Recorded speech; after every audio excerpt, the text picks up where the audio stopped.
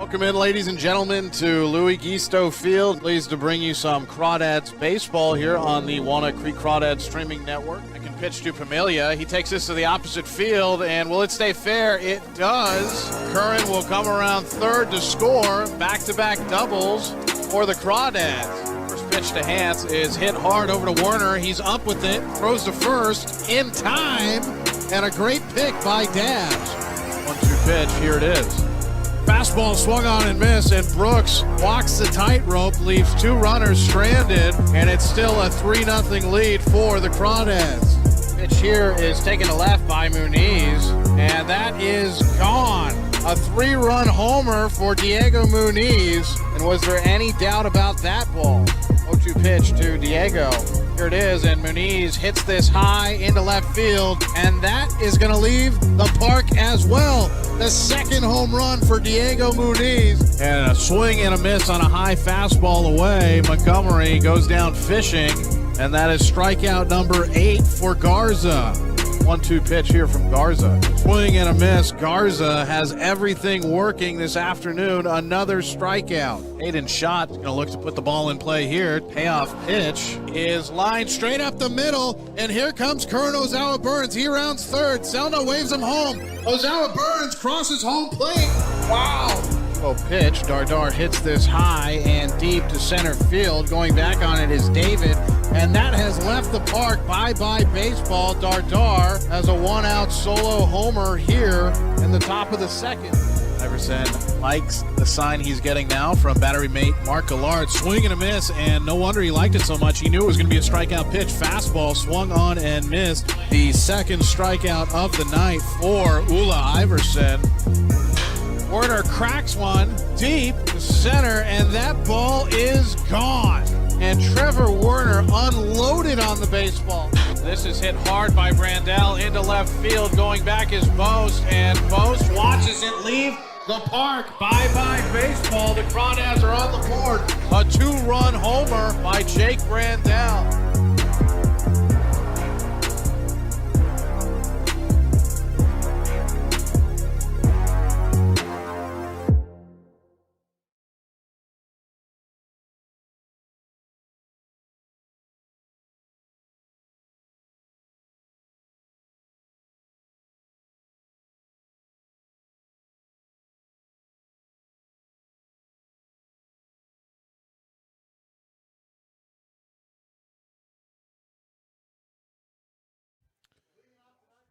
Welcome in, ladies and gentlemen. I'm Alon to say it is time for Crawdads baseball tonight. They will be on the road taking on the Lincoln Potters. This is the last of the 10 games that both teams will play against each other. So far, the Crawdads have won 4 and Lincoln has won 5. So the Crawdads with an opportunity here to get even on the season set of the 10 games. The Crawdads did win yesterday, so this is a home and away back-to-back between both Walnut Creek and Lincoln. Yesterday, pitching was the name of the game, as both staffs were really good. Owen Cuff was on the mound for the Potters. He was able to go 4 innings, gave up 4 hits and 2 earned runs. The Crawdads had Garza in his last start of the season, of the summer season. He's actually on his way back to Texas, headed to San Antonio where he goes to school. And he pitched 6 innings, gave up 6 hits, just 1 earned run, struck out 10, walked 1. So really good job by the Crawdads starting pitcher Garza. And then a couple of key players out of the pen, Nathan Peng and then Joshua Sanders, who came in for the save. The Crawdads won that game 2-1. The only RBIs were by Diego Muniz and Tommy Rover. And the lone run for the Potters was a solo shot to right field by Chase Stanky.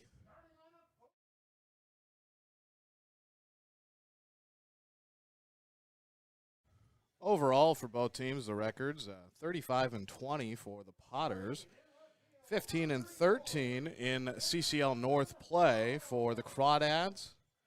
They are 22-22, so right at 500 with 2 games left to play. 11-17 in Northern Division play. 12.5 games back of first place Prune Packers, Healdsburg. There is no chance for either team to catch Healdsburg. Lincoln is back by 8.5 games, and the Crawdads are officially eliminated from the CCL playoffs, which will be here in Lincoln. Those start on August 4th through August 6th, and the reason being is it is a 10-team league with 4 teams in the north and 6 teams in the south.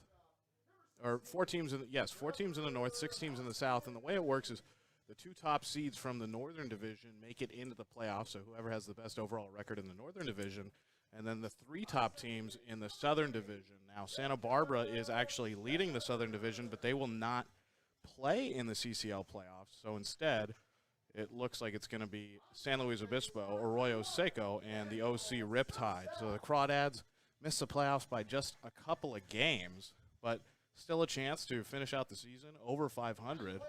And the quest to finishing over 500 starts tonight.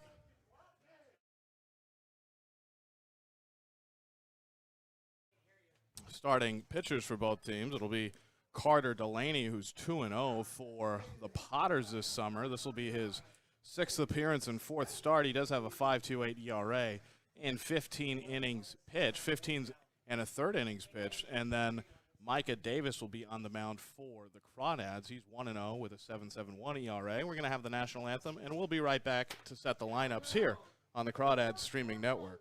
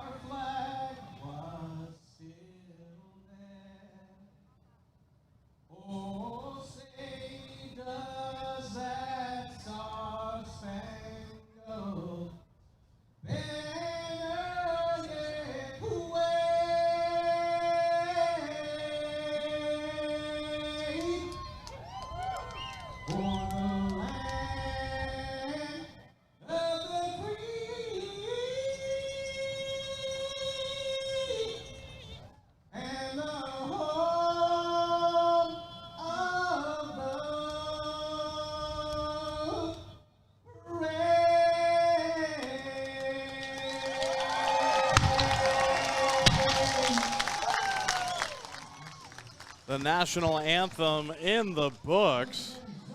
A riveting rendition of our great country's amazing national anthem, and a fireworks show out on center field. There will actually be fireworks after the game tonight here at McBean Stadium in Lincoln, California. Once again, welcome into the broadcast booth, the Walnut Creek Crawdads Streaming Network broadcast booth. Here on the road tonight in Lincoln, it is Star Wars night, it is firework night, and it is a night of baseball between the Walnut Creek Crawdads, who are looking to finish the season over 500. This is the penultimate game of the summer season, the 2021 CCL season for the Crawdads, as well as the Lincoln Potters. Potters will have Carter Delaney on the mound. His last appearance was on July 24th against the Seattle Studs. That was a 5-3 win for the Potters. In that game, in which Delaney was the pitcher of record, he got the win. Delaney was able to go 4 1/3 innings, gave up 2 earned runs, 6 hits, struck out 5 and walked 4. A little bit of everything on the mound for Delaney in that last start. The last time we saw Delaney, though, was back on July 10th, and that was at home. That was at home for Lincoln, so that was here at McBean Stadium. That was a 9-0 victory for the Potters over the Crawdads. Delaney was able to go 5 innings, give up 2 hits, struck out 6 Crawdads, and faced 19 overall. The Crawdads are hoping that they do not see the same Carter Delaney that they saw back on July 10th. That was the most lopsided game of the 9 games that these two teams have played against each other this summer. For the Crawdads, the biggest one has been 8-3, and that was a couple of weeks ago in Moraga, California. The defense today for the Potters, obviously the battery of Delaney and Blatnick. Blatnick behind the plate. It was Stanky behind the plate yesterday, and he had a big home run, but it is Carson Blatnick who gets the nod as the backstop tonight. Daniel Susak, who's going to be playing in his 4th game, I believe, is back with the Potters club. He was actually with Team USA, the Collegiate USA players. He's over at first, Shaver at second, Forester over at third, Haskins at short, Paul Brandel and Stahl in the outfield. And the first pitch to the leadoff hitter, Jordan Thompson, is a strike in the count 0-1. The lineup for the Crawdads: Thompson, the center fielder, batting first, Brandel in right field batting second, and here's the 0-1. Thompson watches it go by, and that is strike number 2. Thompson walked twice yesterday, only had 1 official at bat, but was able to reach base twice. The 0-2 pitch to Thompson, and this is low and away. Good slide by Blatnick, so he's getting a little work here early in the count 1-2. 1 ball and 2 strikes to start our game. First pitch was at 6:09. And here is the 1-2 pitch to Thompson. This misses in the same exact spot, low and away once again. And the count even in 2-2. After Brandel, it's Diego Muniz, the third baseman, batting third. Dabbs batting cleanup. He's at first base. Werner, the 5-man. He's the DH tonight. Schott is batting sixth. 2-2 pitch to Thompson, and he hits this over to third. Forester has it, makes the throw on to first to record the first out of the ball game at 6:10 p.m. So a minute into the ball game, 1 out is on the board.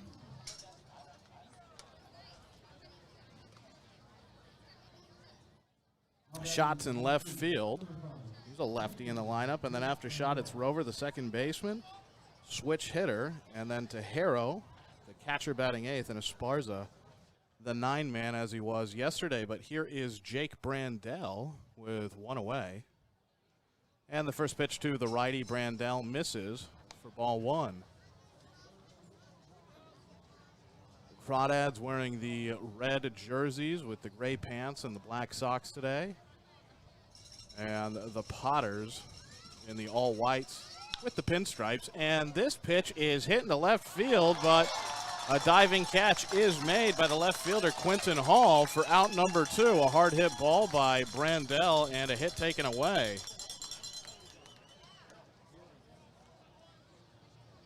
Beautiful play by Hall. Good read off the bat. Was able to cover enough ground. Don't know if he had to go into the dive, but he did. That would have been Brandel's 21st hit of the summer if it would have gotten down. However, it did not. So here is Diego Muniz very quickly in the top of the first. Muniz about to get ready to go back to Oklahoma after the summer is over. He's batting .271. First pitch to Muniz, splits the zone, and it's a strike. The count 0-1 to Diego. Diego had a big night here 3 weeks ago where he hit 2 home runs in one game. Still the only 2 homers of the summer for Diego. He does have 15 driven in, but now he is behind 0-2 to the pitcher Carter Delaney. Muniz is going to have to battle back. It's been a little bit rough for Muniz as of late, and this pitch misses just outside in the count, 1 ball and 2 strikes. Luckily for Muniz, that missed the plate. Muniz sitting on 20 strikeouts, has walked 25 times, so that's always good when you walk more than you strike out, but 20 is a high number. The 1-2 pitch to the Crawdads' third baseman. This is chopped on the ground over to first. Susak has it and steps on the bag for the final out. A very quick inning out on the mound for Delaney. The Crawdads go down 1-2-3, and this game is scoreless after the first half of the opening inning is in the books. The Potters will come up to bat next here in Lincoln. Bottom of the first coming up, still 0-0.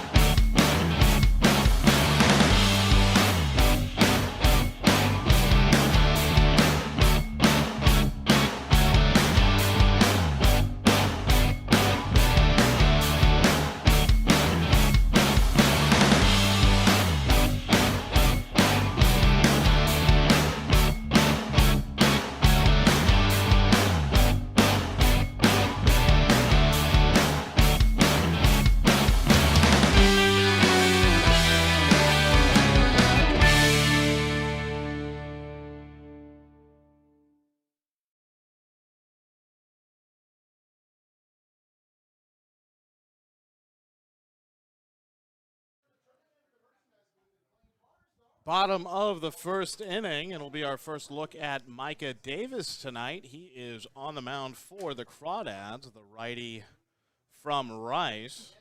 Behind the plate will be Tejero, so that'll be the combination that Brant Cummings goes with on this, the final day of July the 31st, a beautiful Saturday for baseball, around 95 degrees here in Lincoln. Micah Davis is 1-0 this season with a 7.71 ERA. This is his 8th appearance and his first start.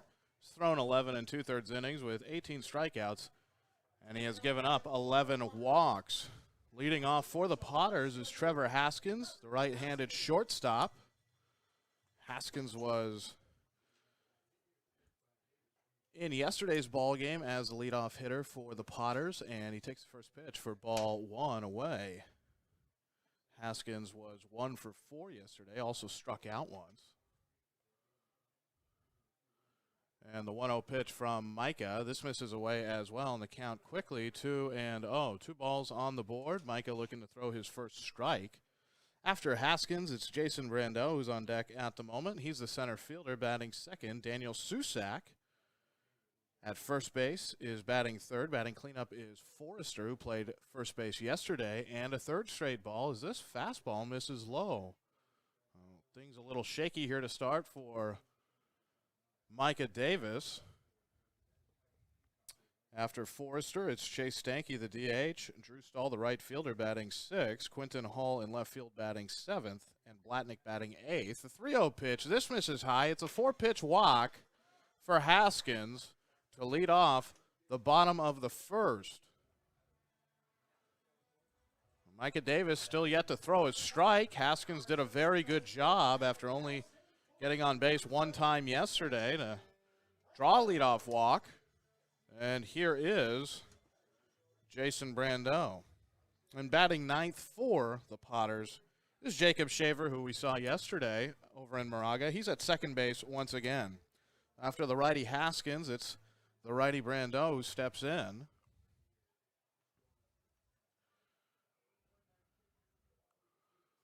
And the first pitch to Brandel is a good curveball that hits the zone. And there is a strike finally from Micah after 5 pitches. After walking Haskins, Micah able to come back with a good curveball. See what he goes with here. Tejero with the sign, setting up outside, and the pitch. And Haskins goes. No throw from Tejero. It's called a strike. So the count will be 0-2 to Brandel, but Haskins has second base clean. And there was no throw. Interesting. Something we saw yesterday, actually, a few times out of Zach Griffin. Although Griffin, who was behind the plate, had a couple of scenarios where he elected not to throw, and it was the right play to make as there was a runner on third. But there were also a couple of really good throws that Griffin made as he threw 2 runners out. But a good stolen base for Haskins, and the count 0-2 here to Brandel. 0-2 pitch to Brandel is lined down the right field line, but just foul. And luckily for the Crawdads, it is foul. The count will remain 0-2, as that would have been a surefire run for the Potters. Susak in the on-deck circle. After that steal for Haskins, he now has an even 10 on the summer. He's been caught twice.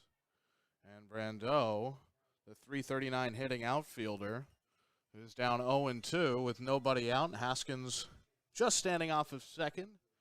Davis takes a peek back. They're not holding him on. And Davis looks back a third time and fires. Here's a fastball on the outer half, and Brandel goes down looking in an 0-2 count to a good fastball that paints the outside corner. And that is the first out here in the bottom of the first.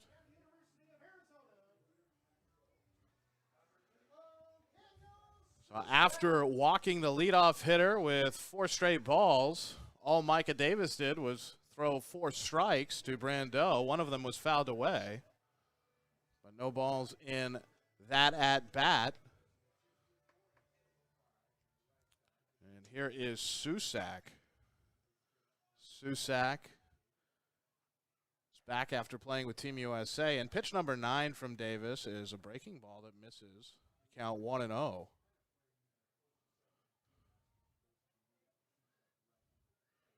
Susak in the 4 games he has played, though.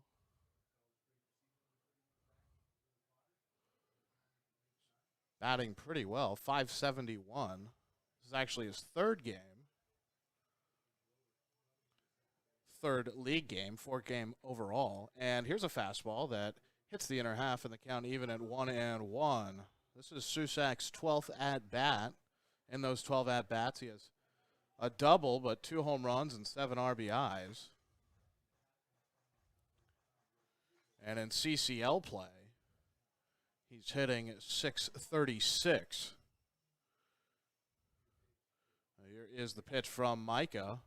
And that's in there for a strike, and a generous call from the home plate umpires. That looked like it missed a little bit low, but a strike nonetheless. The count 1-2 to Susak.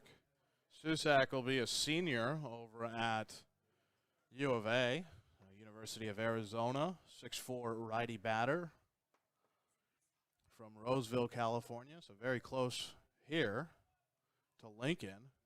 And the 1-2 pitch from Micah is a fastball that bounces up to Tejero, and the count even at 2-2. It's been a little bit of everything for Davis so far.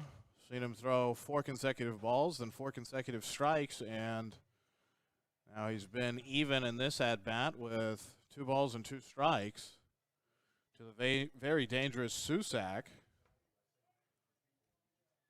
The commentator here for the Potters likes to call him the natural, and that's because I guess he makes it look so easy in the box. He's over at first today. That's why Forrester's over at third base for the Potters. They count 2 balls and 2 strikes with 1 away. Davis need to make a good pitch here out of the stretch once again. Takes a glance back to second. And here's the leg kick. And the delivery is a breaking ball that cuts a bit too much outside.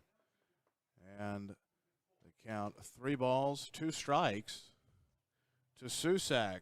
Susak has only walked once this summer in CCL play. Although, as I mentioned, this is only his 4th game of the summer. His last game was July 1st. That was at Yuba Sutter against the Gold Sox. He had an RBI. And the payoff pitch from Davis is a good one. It's hit over to the ground to Muniz, who has it over at third and fires nearly over the head of Dabbs. But luckily, that 6'3" frame of Chase Dabbs is able to sky up for the ball and come back down with a foot on the first base bag for the second out. A wild throw there from Diego Muniz, but Dabbs was able to save him, and there are 2 outs on the board. A good job taking care of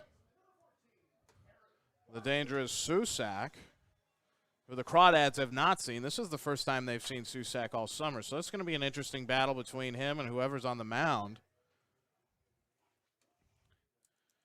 And here is Garrett Forester. Forester batting .391, goes after the first pitch he sees. Good thing the netting is there. Pretty good crowd here tonight at McBean Stadium, which has a capacity of right around 2,000 people, depending on what they do with the standing room here. It's really a wonderful atmosphere. The padded seats down low, and then the bleachers up high. And the one-strike pitch from Micah to Forester is a breaking ball that is hit hard into left field, but shot goes down to one knee and makes the catch. And the dangerous Forester, who played yesterday, is taken out on just 2 pitches. A beautiful play by Hayden Schott, who does not have the best speed in the outfield for the Crawdads, but he had a really good read off the bat.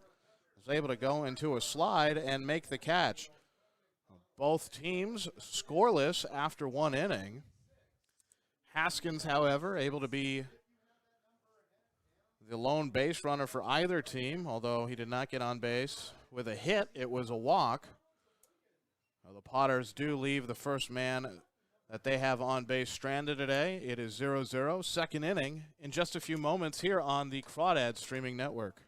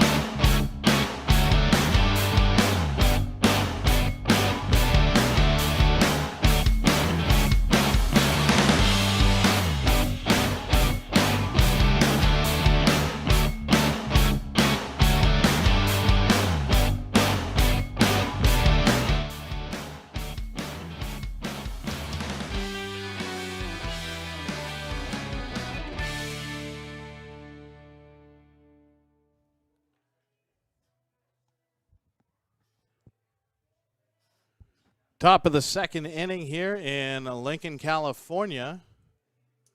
Still 0-0. It's Chase Dabbs who made a great play on the errant Diego Muniz throw that was way high, but Dabbs was able to pick it and come back down on the bag. That's how Susak was retired, but it's the lefty Dabbs and the righty Werner, and then Hayden Schott, 4-5-6 for the Crawdads. Here's the pitch, and Dabbs hits it through the hole on the right side for a leadoff single here in the top of the second. Dabbs not wasting any time going after the very first pitch.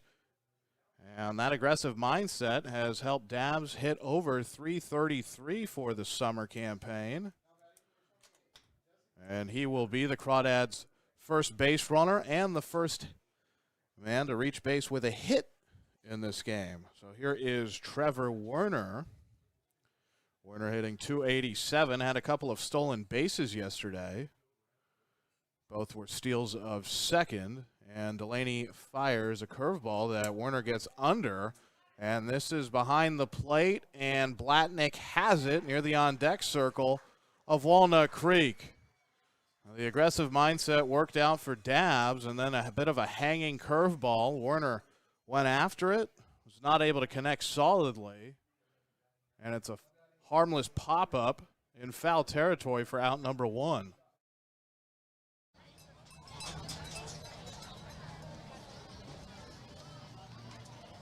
Now here's Hayden's shot. You can hear the cowbells going here, and shot is going to look to get back going. He's 0 for his last 8. Spoke to him a little bit before the game, but he's ready to get back on the right track before he goes to Columbia once again for his junior year, and shot hits this foul. Shot hitting .311. Does have 3 home runs and 22 RBIs. And the count 0-2 to Hayden, with Dabbs over on first base. First person to get a hit this game was Chase. Shot in the 0-2 hole, and shot hits this over to the shortstop, who cannot scoop it up. And a little bit uncharacteristic there by Haskins, as shot will make it in safely to second because of the E6. And Dabbs is over at third. It was a hard hit ball that was on the ground, and this infield turf is very hard, but there was no bounce. It did not look like it bounced or took a weird skip or anything. It just looked like Haskins had 2 outs on the brain, and instead of securing the ball on the ground, scooping it up and then making the exchange, he was thinking about the flip he was going to make to second, and he came up empty with no baseball. Because of the E6, first error of the game, there are now 2 runners on, both in scoring position. Shot at second, Dabbs at third. Here's the first pitch to Tommy Rover, switch hitting second baseman. He is batting lefty against the righty Delaney.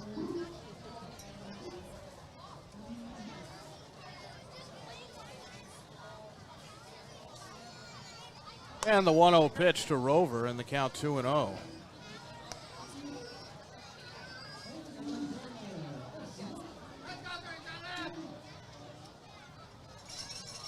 Good opportunity here for Rover, ahead 2-0. The 2-0 pitch to Tommy is a curveball, a good one from Delaney. This hits the zone. Tommy was taking a pitch all the way there, I think. And the count 2-1.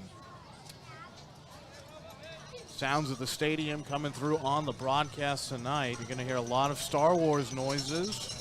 Darth Vader walking around earlier. Here's the 2-1 pitch to Rover, and a good scramble by Blatnick. The ball does not get by him. Both runners have to stay at their respective bags, and it is now 3-1 to Rover with 1 away.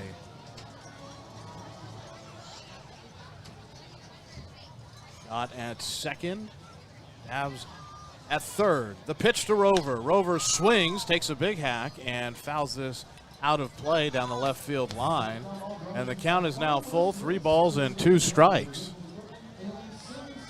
Rover had an RBI single yesterday. That was the RBI single that was able to get the go-ahead run home.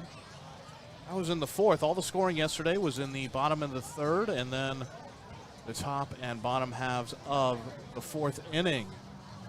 The 3-2 pitch to Rover. He swings through it, and he is down swinging. Rough way to go for Tommy. It was a good pitch from Delaney. It looks like a heater on the outside corner that Rover could not lay off of. Maybe a bit of a chase pitch, as Delaney did not want to give in and lay him something center cut. With 2 away,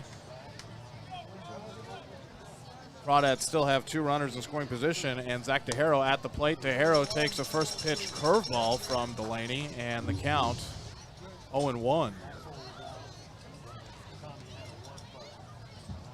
Tejero had game-winning RBI back on Tuesday here.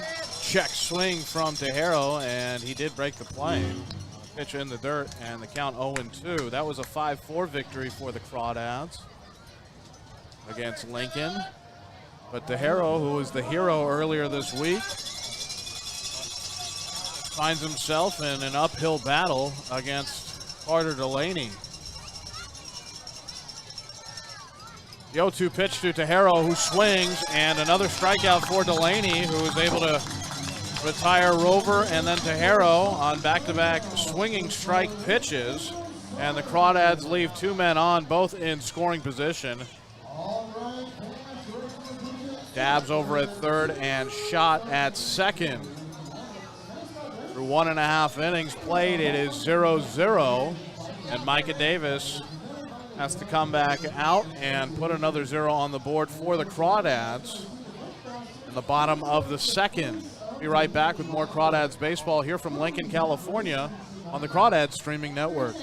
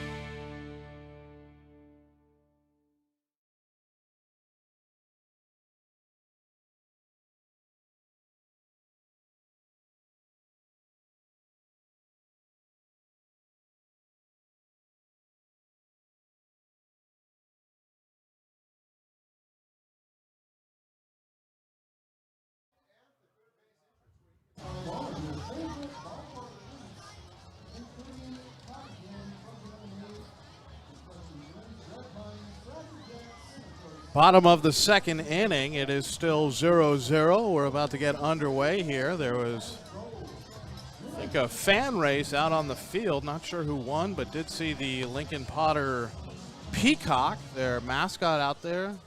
It was the Grand Marshal.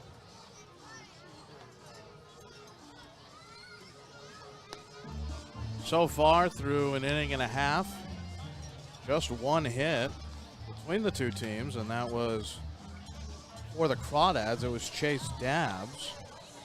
Haskins was able to get on base, though, leading off the bottom of the first for the Potters. So they have had a base runner, and he actually got into scoring position as he stole second. There was no throw from DeHaro, and it'll be 5, 6, and 7 here in the bottom of the second. Chase Stanky, the lefty, who's at the plate now and is the designated hitter tonight. He had a big home run yesterday. That was Potter's only run, and he picks right back up where he left off as he hits this into right center field for a leadoff single. So Dabbs went swinging on the first pitch that he encountered from Delaney in the top of the second, and he reached first base. Eventually made it all the way over to third, but was stranded along with shot at second.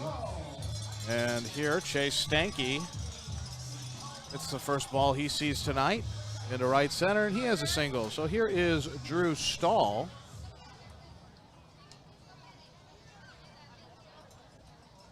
Stahl hitting .235 and 98 at-bats.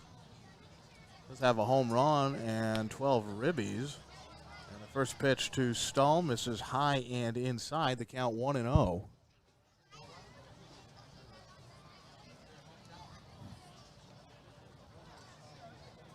Davis is going to go with a breaking ball here that is hit over to Muniz, who makes a dive, throws over to second for one. Rover with the turn, and the ball is thrown near the Potters dugout. And how will that be ruled? It will just be ruled as the one out at second. And Stahl will be safe at first. They do not give him second base on the throw that went near the Potters dugout. There is a conference here between all three umpires. And it looks like one of the men in black is saying, I think we need to give Stahl second base. And they will not. So he never made a move as if he was going towards second. He ran through the bag all the way up the line. So he will be at first. There's one away. A great play by Muniz. Beautiful dive that probably took away extra bases, possibly a run. Here is Quinton Hall. All from Lenexa, Kansas, and the runner in motion. The throw from Tejero is to Rover, but not in time. And Stahl is able to slide in safely head first. He is at second. That is the second stolen base of the night for the Potters. They are very aggressive here on the base paths early. With Hall at the plate, who's hitting .359 with 12 extra base hits, 9 doubles, and 3 triples to go along with the 6 home runs and 41 RBIs. A dangerous hitter here. And it looks like third base will be stolen as well. And the throw nearly up the left field line from Tejero. Luckily, Muniz was able to jump up and get it, and that's back-to-back stolen bases for Drew Stahl.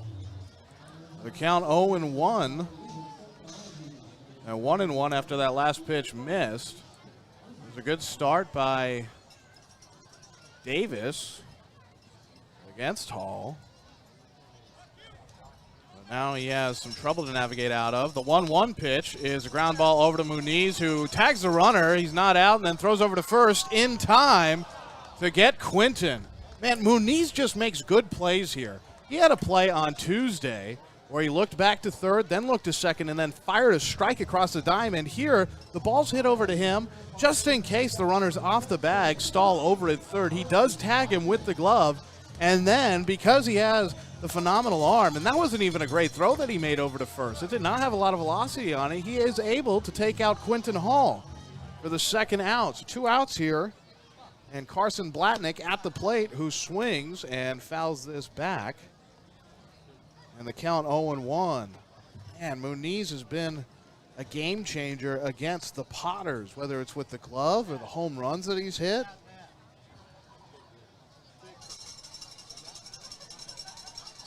And the 1-strike pitch to Blatnick misses high, and the count evens out at 1-1.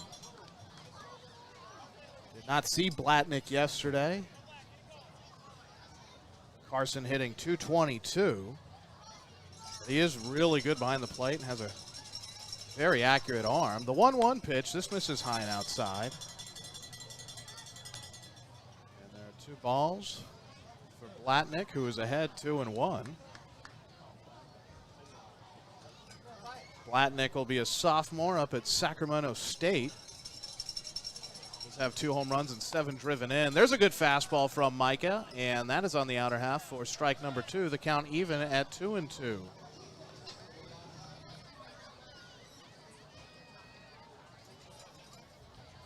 Micah Davis, 1 strike away from leaving a runner at third. The 2-2 pitch is hit down the left field line, but that drifts foul past the Crawdad dugout, and the count holds at 2-2.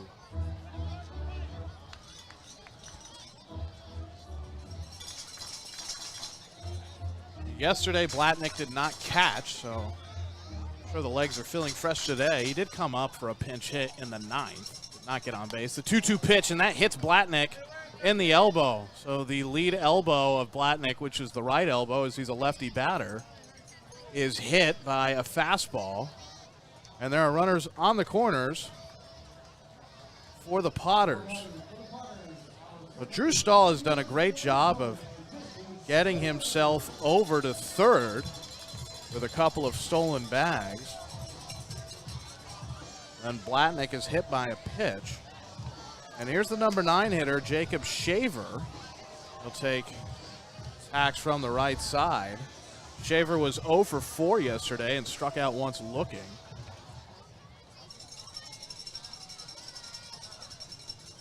First pitch to Shaver is a breaking ball that misses. And the count 1-0. Shaver just hitting 200. At risk of going below the Mendoza line if he is not able to get a hit here. The 1-0 pitch is a curveball that misses high. And Davis having some trouble once again on the mound with his control.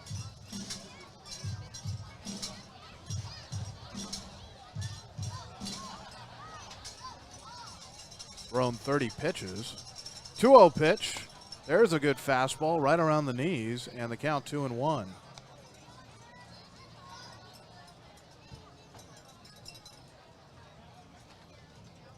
Davis really letting the arm hang loose. Micah can really light it up. Seen him reach the mid-90s this summer. But he's got to be able to locate it. Here's a good fastball. That's about belt high on the outside corner.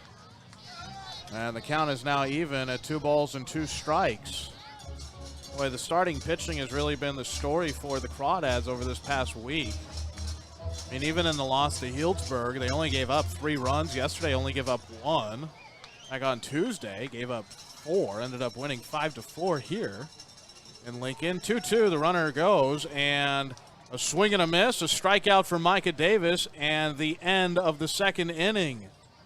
The Potters leave 2 men on base, 1 over at first and 1 at third. The corners were occupied, and that is now 3 men that they have left on the base paths, and still no score. 0-0 after Davis able to get the Crawdads out of a little bit of a jam. And the top of the third coming up right here from Lincoln when Crawdads baseball returns on the Crawdads streaming network.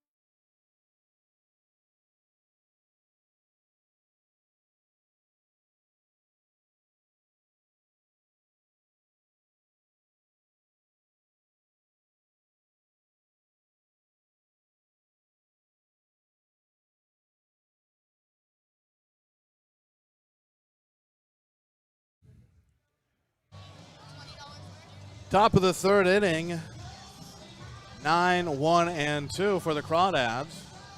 3 straight righties, Esparza, Thompson, and Brandel. Esparza was 0 for 2 yesterday, did walk once. Also struck out looking in the 6th.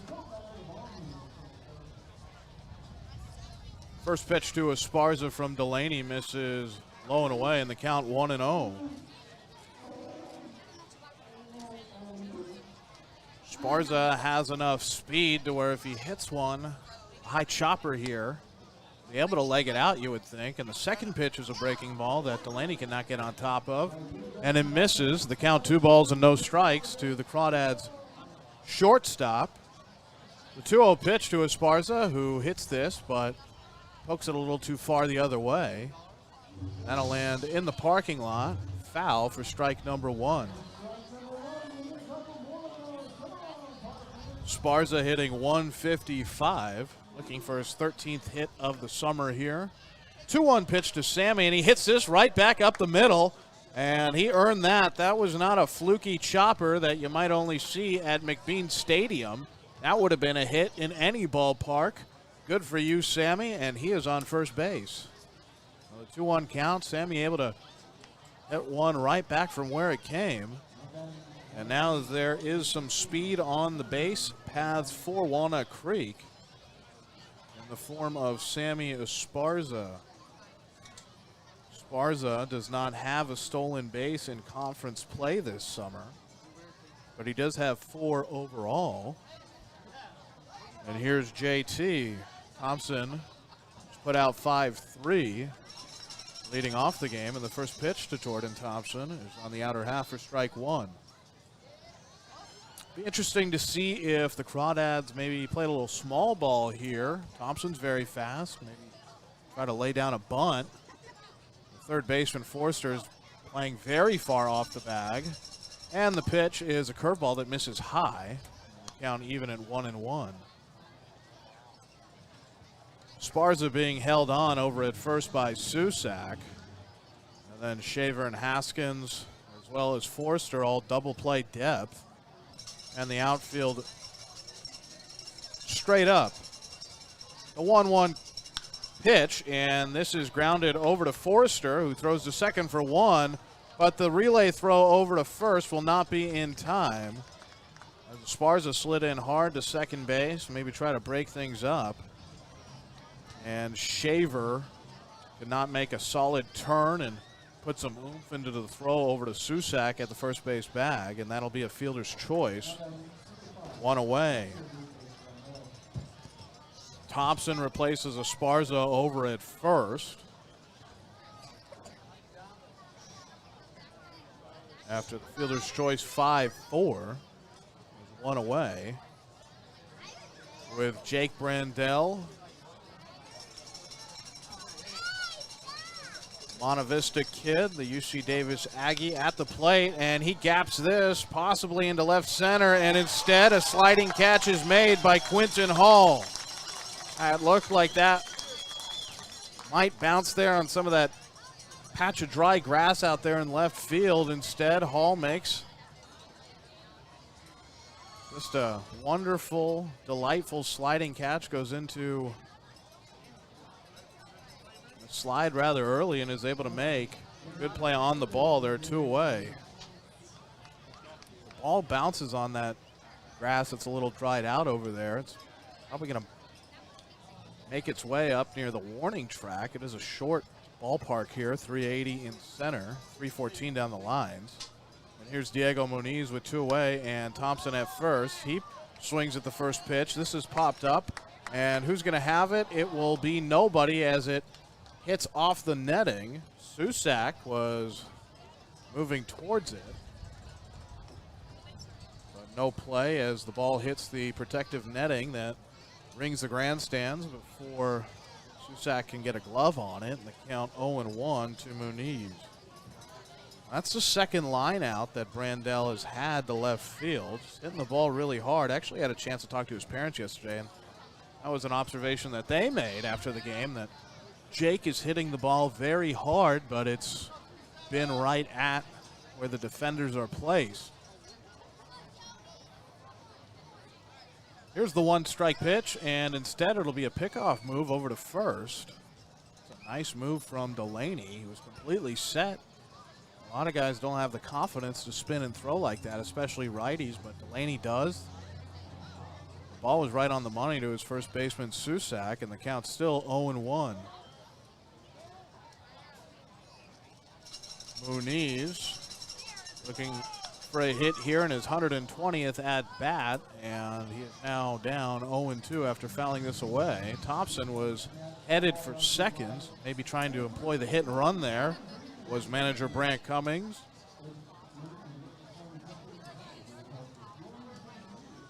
Devon Golden over at first base today for the Crawdads, and I think it might actually be Logan Denholm coaching third. To bust out the binoculars to get you a definitive answer. And the 0-2 pitch to Muniz, who swings to stay alive, and the count stays 0-2.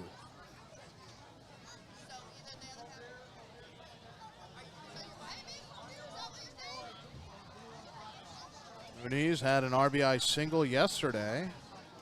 But other than that hit in the third, he lined out the shortstop in the fifth and then struck out looking in the seventh. So he was just 1 for 4, but the 1 RBI was very important, as that game was a 2-1 win for Walnut Creek.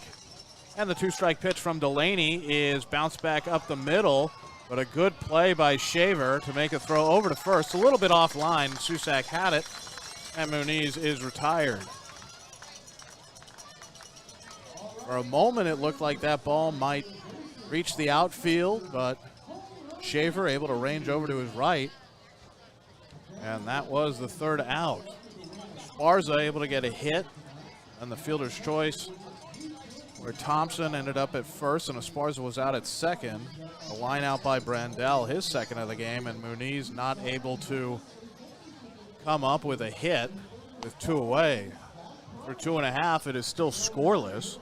But the Crawdads now with 2 hits to the Potters 1. Bottom of the third coming up. Micah Davis still on the mound, and it looks like we're in store for another grinded out pitcher's duel here. This time not in Moraga as it was yesterday, instead in Lincoln, California. Be right back with the bottom of the third when we return on the Crawdads streaming network.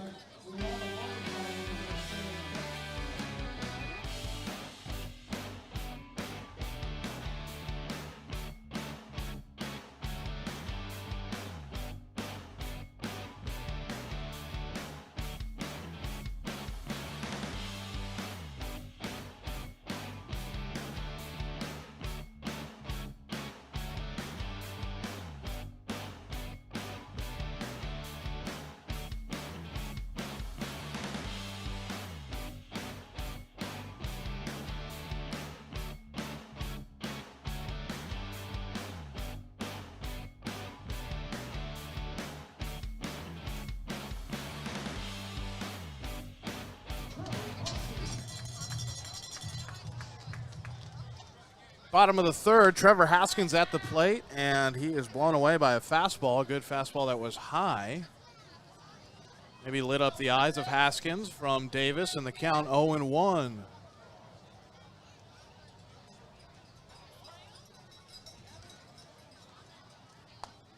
Another swing and a miss by Haskins, and back-to-back solid pitches from Micah, and starting to see the velocity tick up a bit here against the 317 hitting Haskins. Will be a freshman over at Stanford, staying close to home in the Bay Area, a native of San Jose. And the 5'11 righty will step out, take a practice swing, take another practice swing, and home plate umpire says time back in, but the count 0-2. Micah looking to get his third strikeout. The 0-2 pitch. Here's a fastball that rises and kept rising. Count 1-2. Davis has struck out Brandel looking, as well as Shaver to end the second. He's looking to start off the third in similar fashion. The 1-2 pitch to Haskins is lined into left, and that is down for a base hit. Haskins will reach first base for the second time this evening. Back in the bottom of the first, he had a leadoff walk for the Potters. This time he has a leadoff hit. And here's Brandel. After Brandel, on deck is Daniel Susak. Very righty-heavy lineup for both teams. Just the 2 lefties in the lineup for the Potters today against the righty Micah Davis. The only lefties are Stanky and Blatnick. Move over to first, but Haskins is safe at the bag.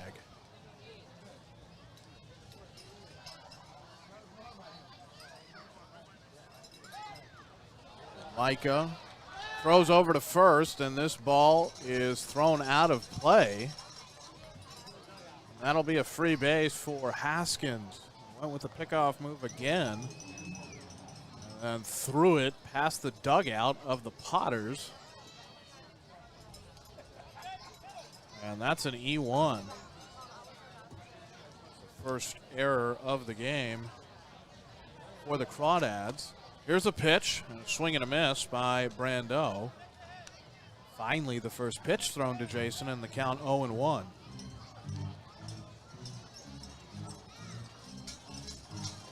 Check that. The count actually 0-2.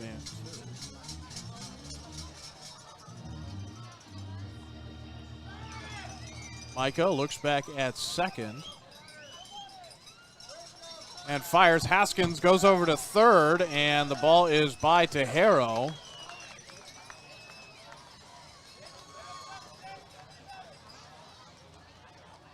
And Haskins is over at third base.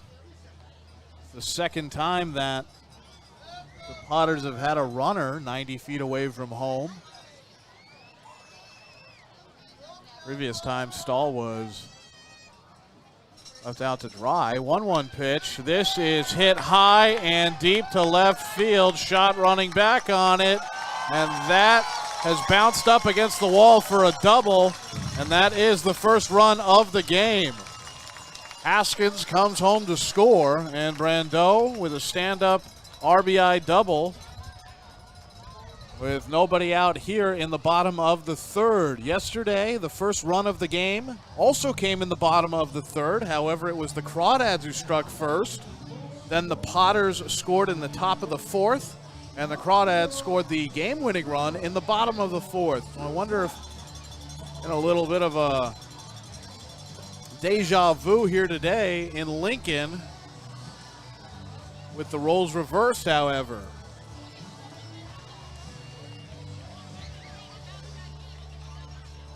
Interesting about that is you can see the strategy of Ryan Stevens making sure that Haskins would be close enough on a hard hit ball to score. Have to think he would probably be able to get from second to home, although shot has been showing off a better arm as of late. But it is 1-0 now, and Davis steps off the mound.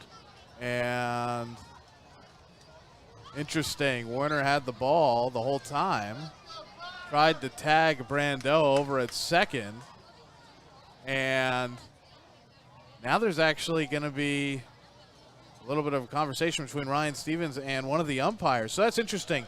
It was the old Micah Davis, the pitcher, talking to one of the infield players, and it would happen to be Trevor Werner. Slipped him the ball. Werner tagged Brandel. The question is, was Brandel on the bag? Second base umpire, the man who was over at second base, said there was no play on, said it was safe. However, the ball's in play. Brandeau's responsible for knowing where the ball is. And in fact, there will be no out. Another talk again between Davis and Werner. This time, Davis clearly shows that he has the ball. It was a nice try by the Crawdads to try to steal it out. But with nobody away, it's Daniel Susak up at bat, with Brandel at second. Susak hit a ball weakly over to Muniz in his first at-bat. Muniz was able to throw him out over at first. And the first pitch to Susak, who swings and hits this off the inside portion of the bat foul, right around the handle of the bat, where you'd grip it, and where Susak hopes to rip it, but he's down 0-1. Lincoln leads 1-0 after Haskins was able to come home and score. Crawdads tried a little trickery to get an out with the where's the ball trick, and now they have Brandel caught in a rundown after a good step off by Micah Davis, and a toss over to Muniz, who tags Brandel for out number one. Good job there by Davis, and it was interesting. He kind of stepped towards second and then immediately started running towards the baseline between second and third. Flipped it to Muniz, and Muniz tagged Brandel, who tried a little jump juke to get out of the way of the tag. Have to jump about 8 feet in the air, though, to avoid that. And in an 0-1 count, there's now and out on the board, which is good to take runners off the bases when you have a dangerous hitter like Daniel Susac at the plate. Here's the pitch to Susac, and Davis going right after him.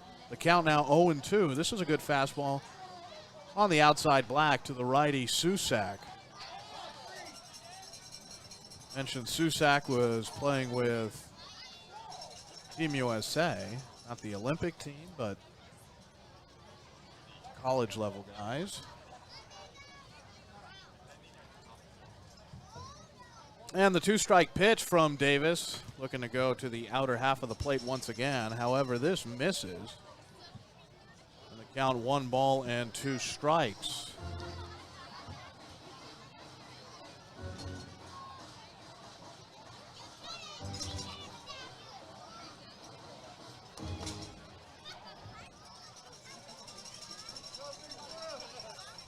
Susac went to high school in Roseville. He went to Jesuit High School, playing summer ball close to home. The 1-2 pitch, this is way outside, and it hits the backstop, and the count even at 2-2.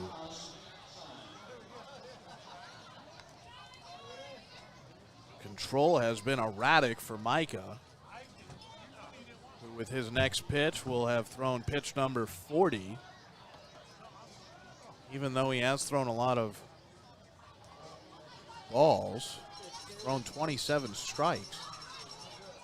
2-2 pitch misses high and inside, and the count 3 balls and 2 strikes.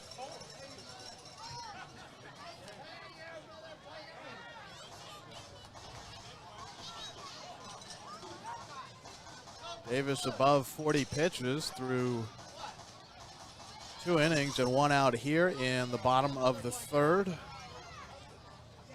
Up against Susac, who is 7 for 12 this summer. This pitch misses low and away, and Susac draws the walk. After falling behind 0-2, Davis could not find the strikeout stuff against Susac. And here is the Potter third baseman, Garrett Forester, who played first base yesterday. Forester had 3 strikeouts yesterday. It's interesting, he started his day off rather well with a single up the middle in the first. Then he struck out in his next 3 appearances. Here's the first pitch to Forester. It's a good curveball and just misses the inner half of the zone.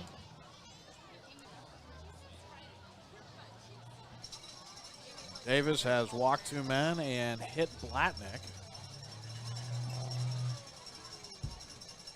Dancing around over at first, and here's the 1-0 pitch that is jammed foul. The count even 1-1.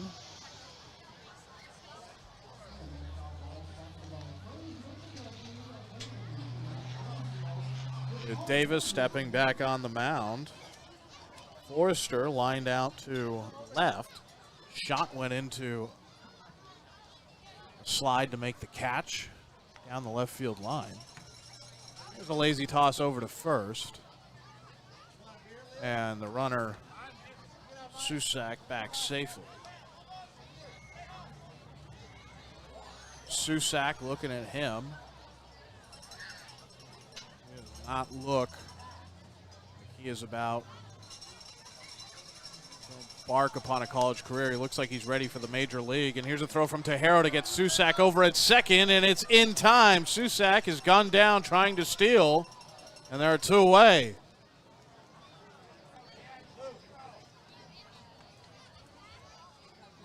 Brandel was caught in the rundown between second and third, and then Daniel Susac, who did a good job of battling back from down 0-2 to get a walk over to first, is thrown out by Tejero at second.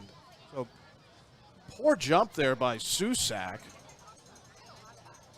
who's 6'4", weighs about 220.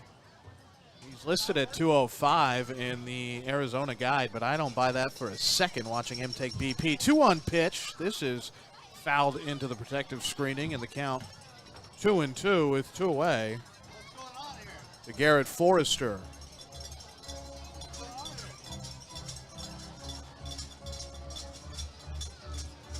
Interesting decision to send Susac.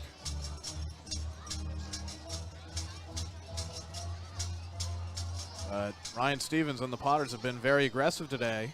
And another pitch fouled back, and the count stays at 2-2.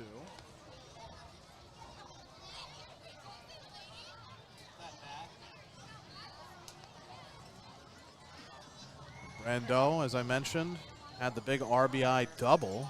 He was able to score Haskins. And that's why the Potters lead 1-0. Which is eerily similar to yesterday's contest between these two teams. As the offense hasn't really been potent. There's been a lot of steals and throwouts. 2-2 pitch, and that's around the shins, but a little low. 3 balls and 2 strikes to count. Garrett Forester. Forester, a powerful hitter, however, 25 RBIs. He's able to go from alley to alley. And the payoff pitch from Davis is hit high, but it will float foul and land on top of the awning that covers the grandstands here at McBean Stadium. This battle will continue. Pitch number 8 coming up. And the count 3 balls and 2 strikes with 2 away. And Lincoln leading 1-0 here in the bottom of the 3rd. Payoff pitch from Micah, and this is hit into the ground. And here's the throw over to first, and it is in time. A good throw from Sammy Esparza, and Trevor Werner.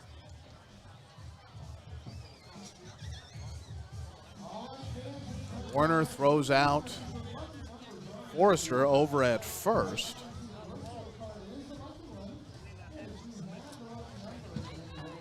And that ends the 3rd inning. 4th inning coming up, but Lincoln leads 1-0. Crawdads will try to even things up.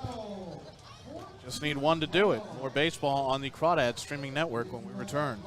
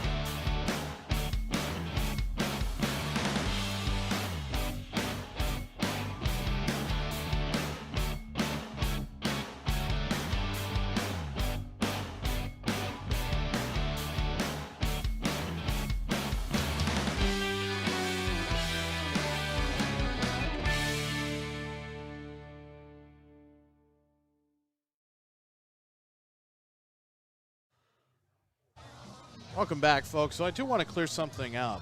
It's actually Werner over at shortstop today. On the preliminary lineup for the day, Esparza, I believe, was supposed to be at short, and then calling that play, I realized it was Werner. Esparza's actually been the DH, so that's interesting. I've not seen Esparza DH all season. And only maybe the 5th time that Werner has been at short. Here's the first pitch to Chase Dabbs, and count 1-0 with the Crawdads trailing 1-0. Just wanted to get that cleared up. And once again, I do apologize. That is 100% on me for not conveying that information accurately. And the count 2-0. 2-0 pitch to Chase, and he hits this high, and running after it will be Forester, who makes the catch. Haskins ran a long way from his shortstop spot, deep in the hole, all the way over 10 steps away from the 3rd base bag, but Forester ends up calling for it behind the bag and makes the catch for out number 1.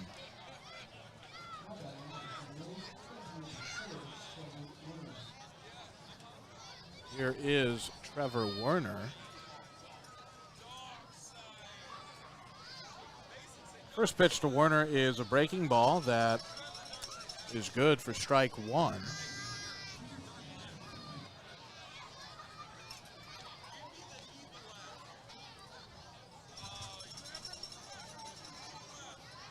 Second pitch to Werner is fouled over near the on-deck circle. Hayden's shot had to duck down, and the count 0-2.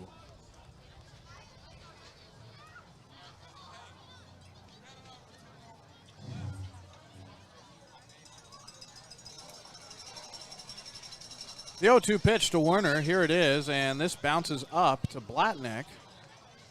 And that's a fastball in the dirt. The count 1-2 now. 1 ball, 2 strikes with 1 away in the top of the 4th inning. Game started at 6:09. We're now an hour and 4 minutes into it. And this pitch is hit high but very foul. And the count stays 1-2.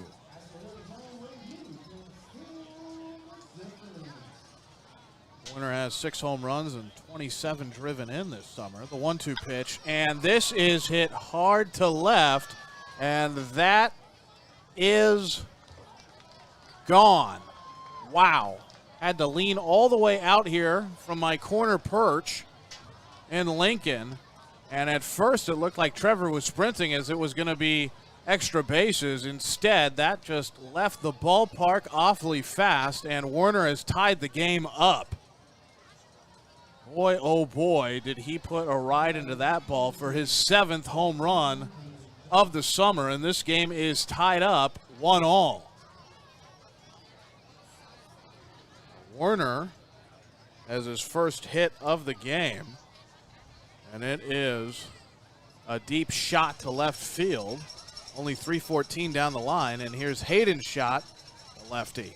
First pitch to shot, and he takes a big hack. Looking to maybe put up back-to-back jacks.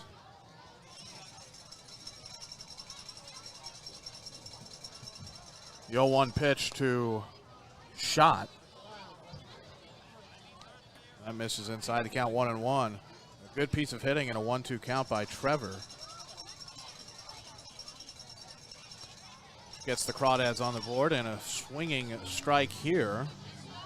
Count 1-2 to Hayden.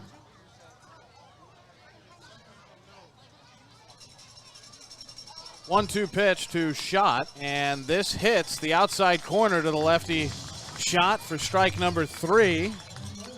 That's his first strikeout of the 4th inning for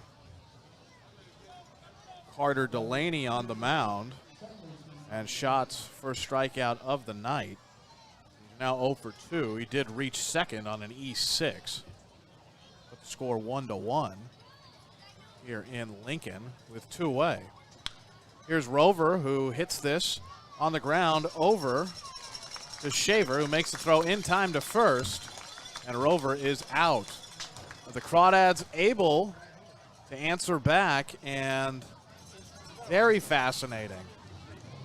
It was an RBI in the 3rd that the Crawdads had. That was Diego Muniz who batted that run in.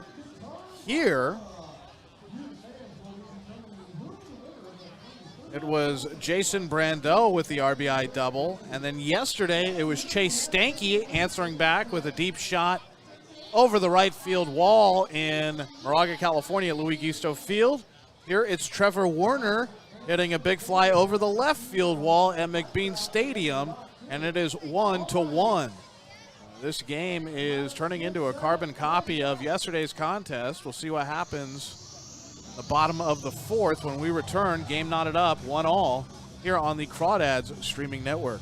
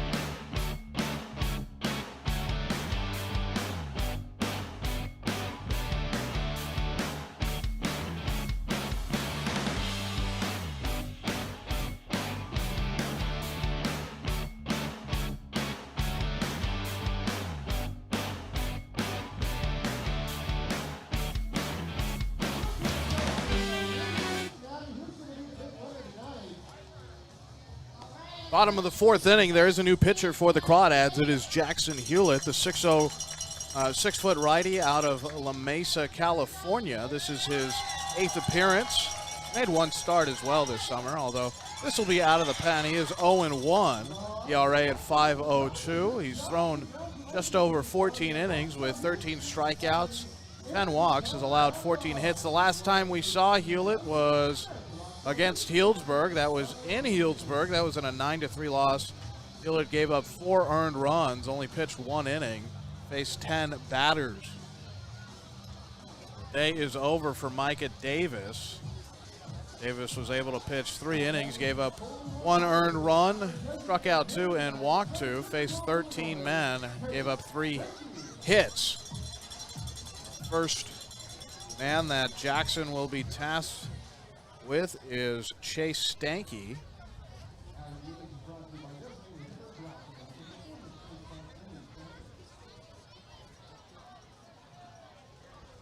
And Stanky, with the monster home run yesterday at Louis Gisto Field, is in the box. And the pitch from the righty, Jackson Hewlett, is good for strike number 1. Jackson has a very good fastball. Doesn't go to the changeup all that often, but he's very confident with the hard stuff.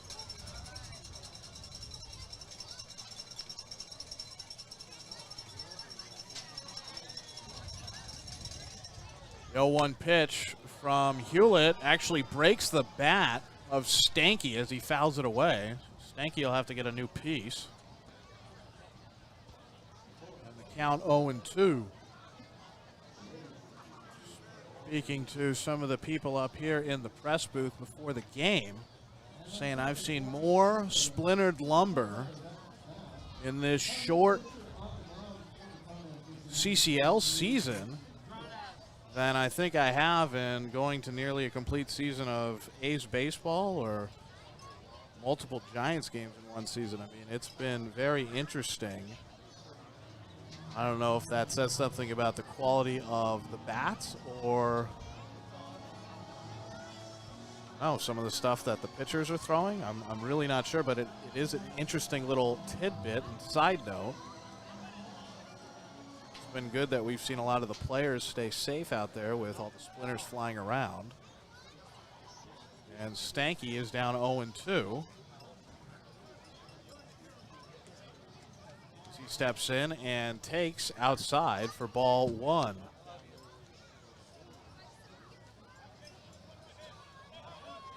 Trying to get a read on the Crawdads velocity gun as to how hard Jackson is throwing tonight. Doing this kind of backwards, looking through the binoculars at the velo gun. And here's the pitch. The 1-2 is swung on and missed. And Jackson went high and inside. Stanky could not get the hands around quick enough. That is Jackson's first strikeout of the night out of the pen. And it comes to the first man that he faces. Good start for Hewlett.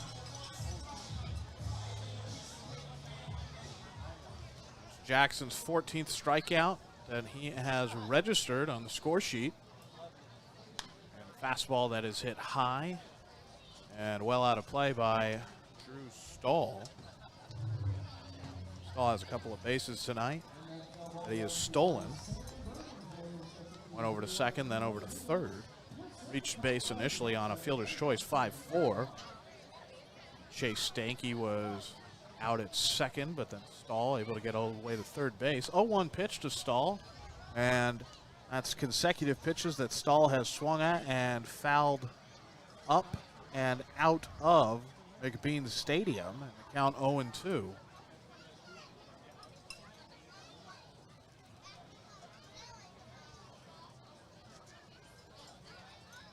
Some very close games between these two teams this week. 0-2 pitch, that misses low. Perhaps trying to get Stahl to chase at something in the brown painted artificial turf that is supposed to look like dirt. Walked on the field today just to feel how hard it was out there, and That is a fast, hard surface. This ball is lined into center. Running back is Thompson at the warning track, and he will catch it just 2 feet in front of the batter's eye for out number 2. That is the hardest part to hit a home run in any park, or most parks at least, but especially in this park. Even though it's only 380 to dead center, you have the batter's eye, which is about, 2.5 times as tall as the outfield wall is. And you have to get it completely over the batter's eye out there for it to be a home run. There's no yellow line painted on the black. Anything that hits off of that batter's eye is usually back in play for a double or a single, depending on how hard you hit it. Hewlett misses with the first pitch, and the count 1-0 to Quinton Hall. Good job covering some ground out there by Jordan Thompson. And the 1-0 pitch. This is fouled over near Carson Blatnick, who, with 2 away, has the shin guards on in the on-deck circle. Still has the bat in his hand. It's an interesting look. Maybe he's trying out for one of these Star Wars character roles, maybe a stormtrooper. It's a fastball that misses outside in the count. 2-1. Hewlett struck out Stanky, then got the fly out from Stahl, and here's Quinton Hall, who's ahead 2-1. In a 1-1 game, and Hall unloads on the baseball. This is into left, and that is foul. That had some good distance on it, but it hooked down the line. That's the tough thing here at this ballpark. Porches are so short. Anybody, especially most of these guys who play D1 and even some of the D2 players, they have enough power to hit it out 314 feet, either right or left. 2-2 pitch from Jackson is looped over to Rover at second, and Rover able to make the catch on the outfield grass for the third out. After 4 innings, it's still tied 1-1. 5th inning when we return here in Lincoln on the Crawdads streaming network.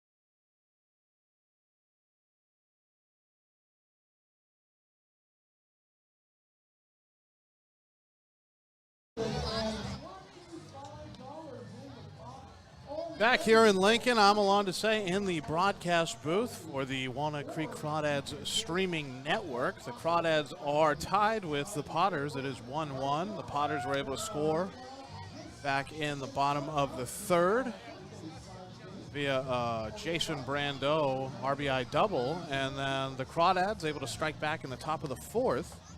I guess that's a fitting theme here on Star Wars night. The Crawdads strike back, but it was Trevor Werner with a very deep home run out over the left field fence. That is how we have gotten to this point in the game where it is 1-1, heading into the top of the fifth.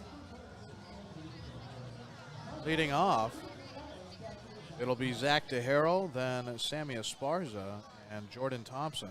Zach DeHaro, the catcher, followed by the DH Esparza, and Jordan Thompson, the center fielder. 8, 9, and 1, and the count 0-1 to DeHaro. 0-1 pitch, and DeHaro swings, taps it foul, rolls into the backstop, and the count 0-2.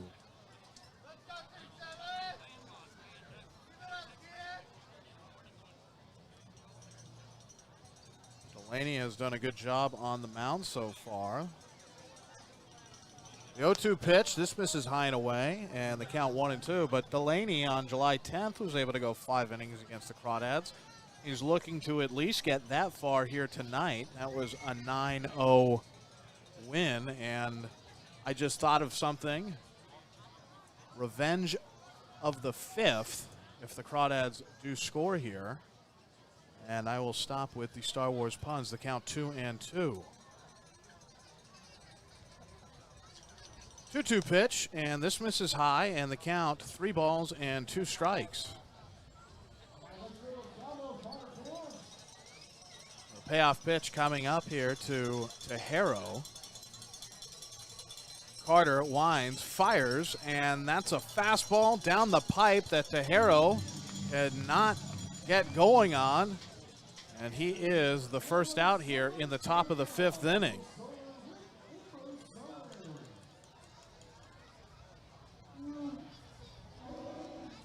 Delaney had a couple of strikeouts in the 2nd, 1 in the 4th, none in the 3rd, but puts another K in the book here in the 5th. Here's Esparza, the designated hitter tonight, who down 0-1 now after the first pitch. Thought he was going to play in the field. Instead, Werner gets the nod, so they swap spots. Esparza usually at shortstop when they need him to be, if Amelia's not there, or if Werner's maybe over at third. But tonight, Werner's the shortstop. Esparza is the designated hitter. And the count 1-1. Sammy with 1 away. 1-1 pitch, and Esparza looks at it, and a good eye shown by Sammy. And the count 2-1. Esparza is 1 for 1 tonight. Had a hit back up into center field, and this is a little flare that is floating into right, and that will be caught by Drew Stahl on the run. This looked like Esparza was maybe bloop one over the head of Stahl, but Stahl able to backpedal fast enough to get there. Good job covering some yardage by Drew Stahl, and there are 2 away with the top of the lineup here. And Jordan Thompson stepping up. In the on-deck circle is Jake Brandel. Esparza now 1 for 2.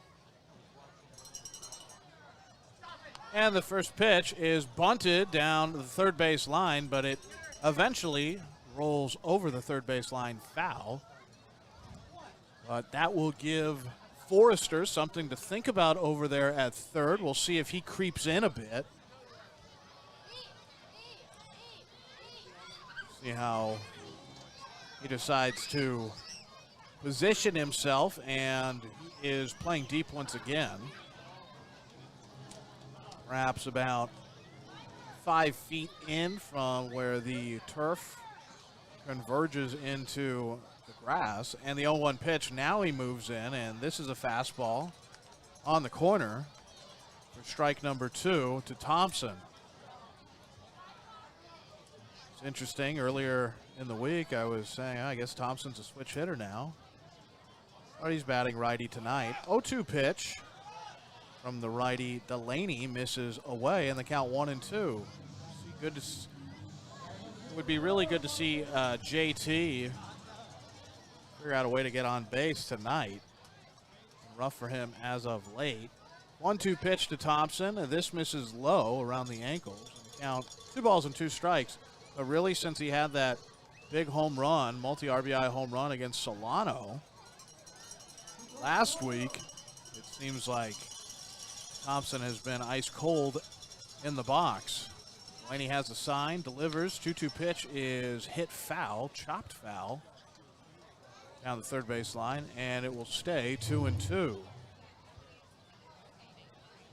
Don't know what it is about these two teams, Lincoln and Walnut Creek, but besides the 8-3 victory for the Crawdads and the 9-0 loss to the Potters, every game has been close, and this is a hanging breaking ball that is hit deep to left field, and Thompson has left the yard. That is the second home run tonight for the Crawdads, and Thompson puts the Dads on top. It is 2-1, almost the same exact spot that Werner hit his, and Thompson will come around. There's a little jaw-jacking out there between the players, and that is Thompson's 4th home run of the year as he stamps his cleats on home base and walks back into the dugout. Gonna get some love and some high fives, and the Dads lead by a run. It is 2-1 here in the top of the 5th.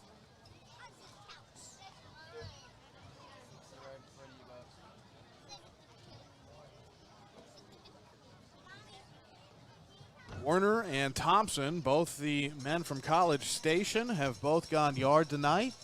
And here's Brandel. Brandel takes a big swing and just ticks the ball away. And the count 0-1.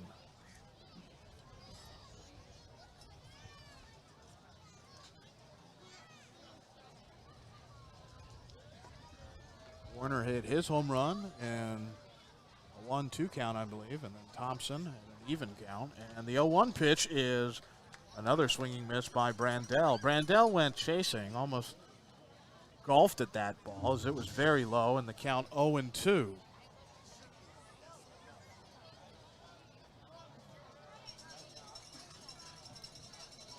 The 2-strike pitch to Jake. Jake takes, and it is far outside the zone, and the count 1 ball and 2 strikes.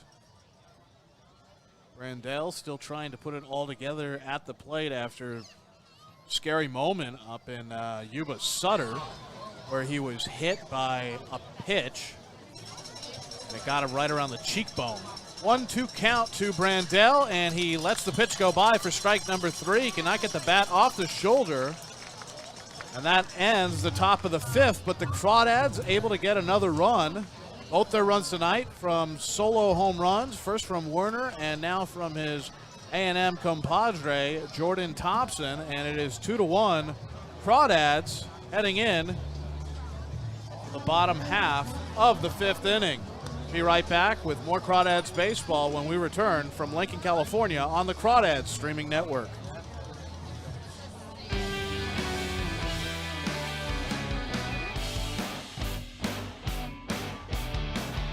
Hey, Crawdads fans, wanted to say here, voice of the Crawdads, come on out tomorrow at 1 p.m. Sunday, August the 1st. It is the final game of the summer 2021 CCL season for the Crawdads. They will be playing the Solano Mudcats. First pitch at 1:05. Remember, bring your own creek, bring a snack, bring a drink, bring an umbrella, whatever you want to bring. This is your creek, and keep it your creek. See you tomorrow at 1 p.m. on Sunday the 1st for the final game of Walnut Creek Crawdads baseball.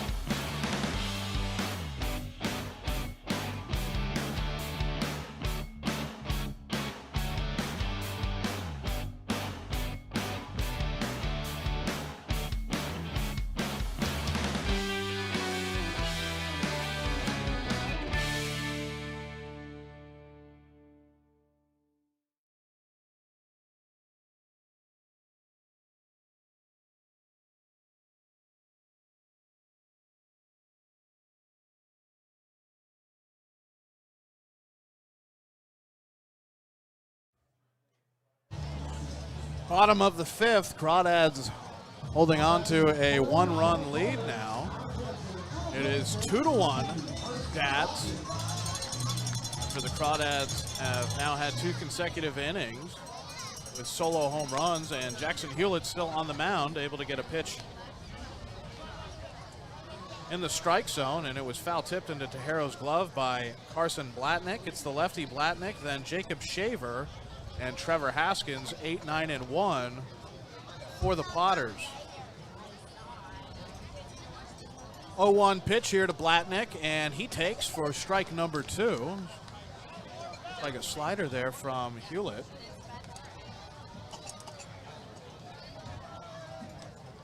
And there are 2 strikes for Jackson. Has struck out 1 so far tonight.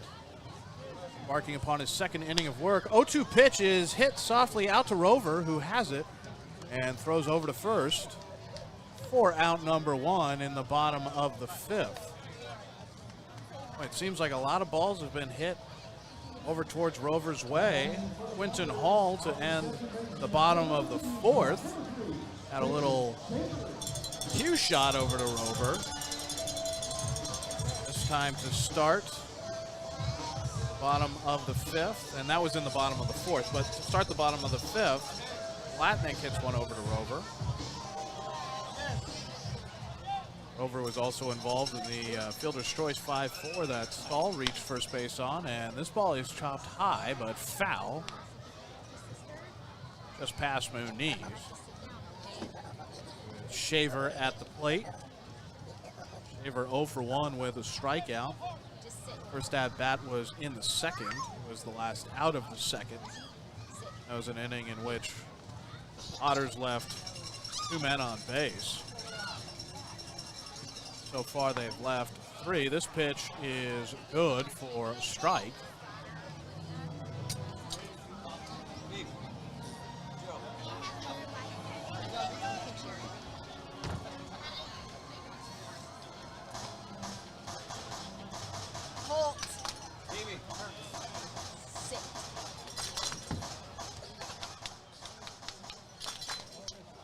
Hewlett has a sign from Tejero and fires. This is hit into center field, and that is good for a 1-out base hit for Jacob Shaver. Even though Shaver was down in the count, he was able to knock a ball in the air that was intermediate between Rover and Jordan Thompson way out there in center.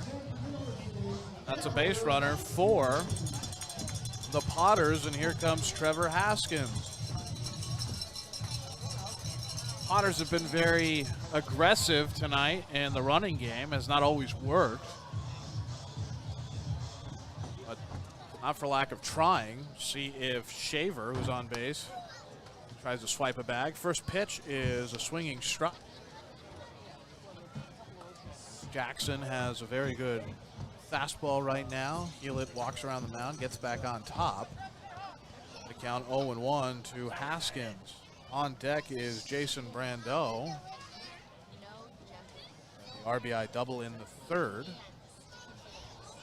Good for the 1 run that the Potters have. The 0-1 pitch here to Haskins, and he hits this. A little tardy on the swing, and ball is foul. The count 0-2. It's all about timing in the box, and I think Hewlett just has enough to him, enough velocity on the fastball, and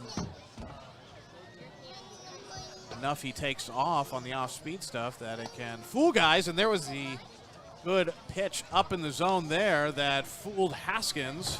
There are 2 away. It looked like he took a little bit off of the pitch for the strikeout of Haskins, and that is Hewlett's 2nd strikeout of the night. We got Chase Stanky swinging to lead off the 4th, and here the 2nd out of the bottom of the 5th. The Trevor Haskins strikeout. He is now 1 for 2. Here's Brandel, who's 1 for 2 with a strikeout looking in the aforementioned RBI double, and he takes a big rip at 1. Not able to square it up, and fouled back into the backstop. The count 0-1 with 2 away. Crawdads lead 2-1. here in Lincoln. Lights starting to come on in the stadium here at McBean Park. And the 0-1 from Jackson is hit very hard. It gets by Werner, who makes a dive. And the ball ends up in left field over with Hayden Schott, who has to play it back in. That'll be runners on first and second with 2 away. Hard hit ball by Brandel. That's his second hit of the game. He's now 2 for 3. Shaver over at second.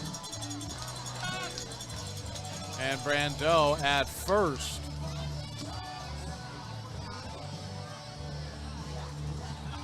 Here comes Daniel Susak.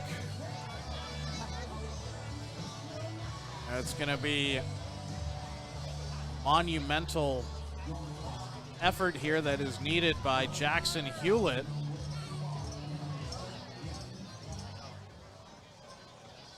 St. Mary's against Arizona. The first pitch from St. Mary's Gale is a fastball down the middle of the plate for strike 1. Not want to make a mistake here with Susak. You can just see in that 6'4" frame and plus 200 pounds. There's a lot of power there. Stands very far back in the box, slightly open stance. Swings here, but hits it hard on the ground to Rover. Rover pumps and then throws over to first. And Susak is hitless in the bottom of the 5th. He's now 0 for 2. The only time he's been on base was a walk in the 3rd, but more importantly, the Crawdads able to hold on to the 1-run lead. It is still 2-1 heading in to the top of the 6th, and Jackson Hewlett forces the Potters to strand 2 men on, 1 in scoring position.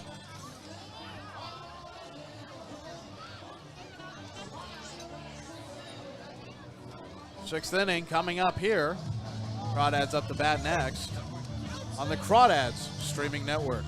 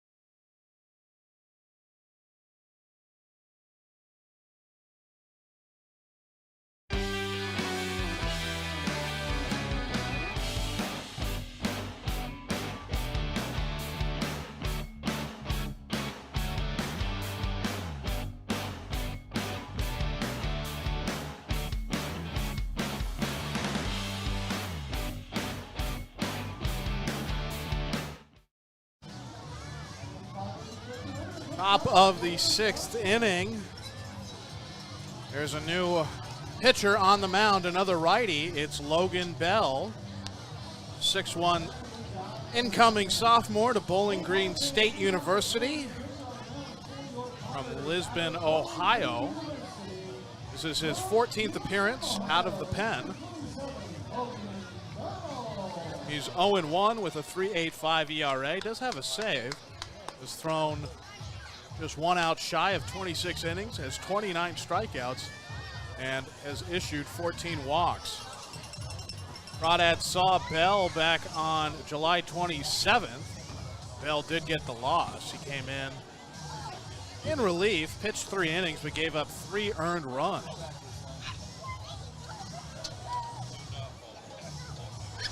Back on the 27th, that was the game in which the Crawdads won 5-4.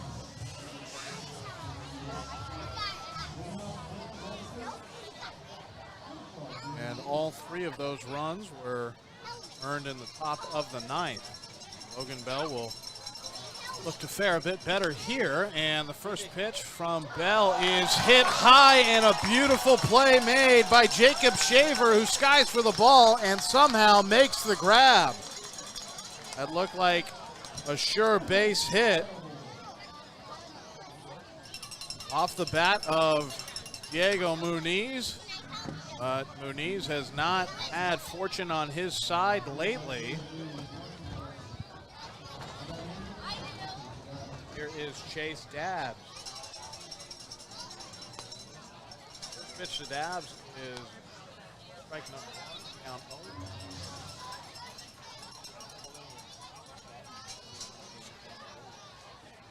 0. 0-1 pitch to Chase, and he takes again the count 0-2.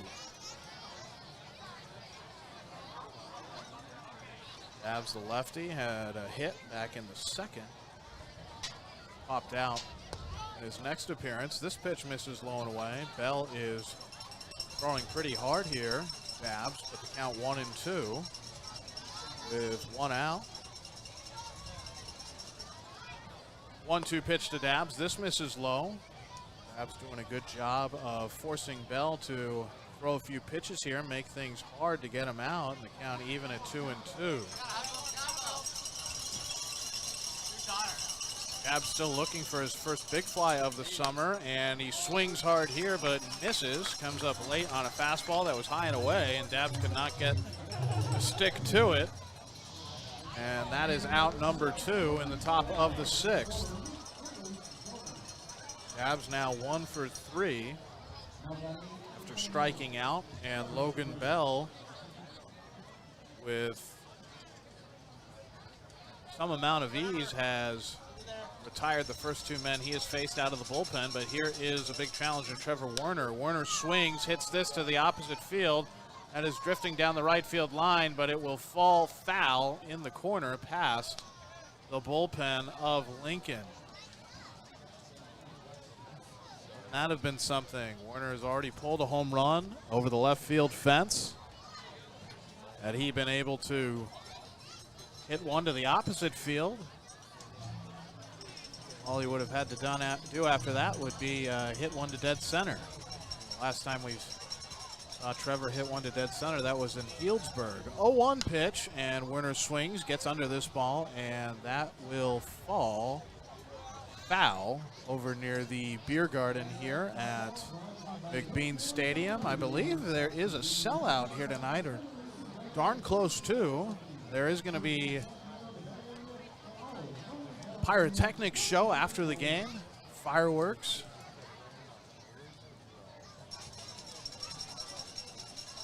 Oh-2 pitch to Werner, who beats this into the ground. It bounces over to short. Haskins has it and makes a throw to first just in time to beat Werner.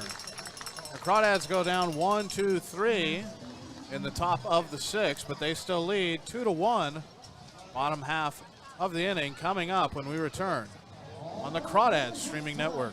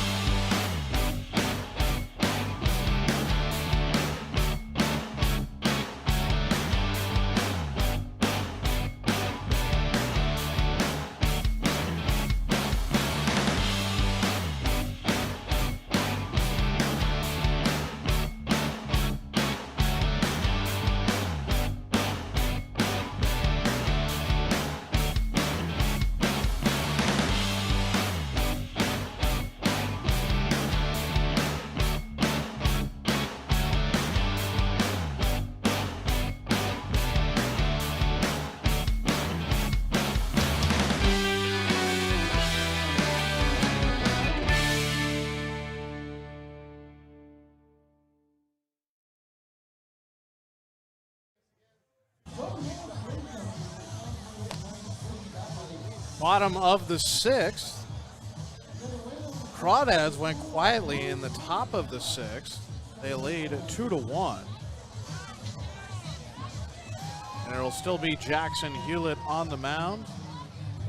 Going through this Potter lineup is trying to make it through a field full of landmines. I mean, all over the score sheet or the stats book, all hitting like over 300. Very few of them are hitting under 300. In fact, with a few hitting over 400, and in the case of Susak, hitting over 600 in CCL North play. Pitch here from Hewlett, misses low, actually bounces up to Tejero for ball 1.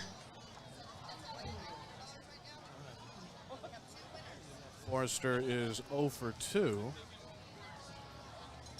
Came into the game hitting .366, 26 hits on the season, and hits this over to Muniz, who messes up on the scoop, but then spins and throws it to Dabbs, but it pulls Dabbs off the bag. And wonder how that'll be scored. I think it will be an E5, as Muniz, even on the second attempt, would have been a miraculous play. However, that's a play that he makes over at third base, just bounced off the heel of the glove. And Forester is on base. And here is Chase Stanky. After Stanky, it'll be Drew Stahl. 4-hitter makes it because of the E5, and here is the number 5 man, the lefty, Chase Stanky, who's the DH tonight for the Potters. Crawdads well aware of what Stanky can do with the wood, and the count 1-0 after the pitch misses from Hewlett. Seems like after Tejero threw a base runner out, back in the third. 1-0 pitch is swung on and missed. There's a good fastball from Jackson. But it seems like ever since Tejero got the runner down, and then Brandel was caught in a rundown back in the third as well, that Potters have kind of settled down with the running game. Forester over on first. It's a small lead. They're holding him on, and the 1-1 pitch. This misses low and inside. And a good pick by Tejero behind the plate. Make sure the ball does not bounce away. And now Jackson, so fun to watch him pitch. Boy, he always does the same thing. He kind of walks in a little semicircle around the mound, then gets back on top, gets the sign from the catcher, and he just goes.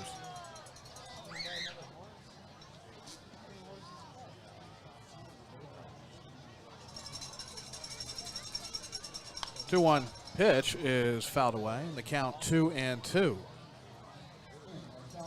With nobody out, and the Dads leading by 1. Crawdads at 500 right now, 22 and 22 overall. I almost said 2020. I do apologize. That's a scary number, folks. I didn't want to say that. But 22 and 22 overall. The chance to get above 500 tonight for the victory, and to finish 24 and 22 if they win the next two. Tonight and tomorrow, this pitch misses outside, and the count 3 balls and 2 strikes.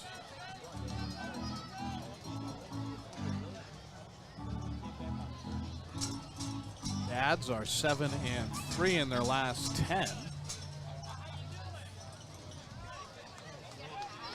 Really good sign for these players who are ready to go back to their respective colleges and universities. They have definitely gotten some good development out of this summer. They have played a very rigorous and tough schedule. Time is called by the home plate umpire. Stanky readjusts the gloves, but think about it, about 10 games each against the other 3 northern teams, Lincoln, Healdsburg, and Solano. And the payoff pitch here to Stanky, and that misses low just at the knees.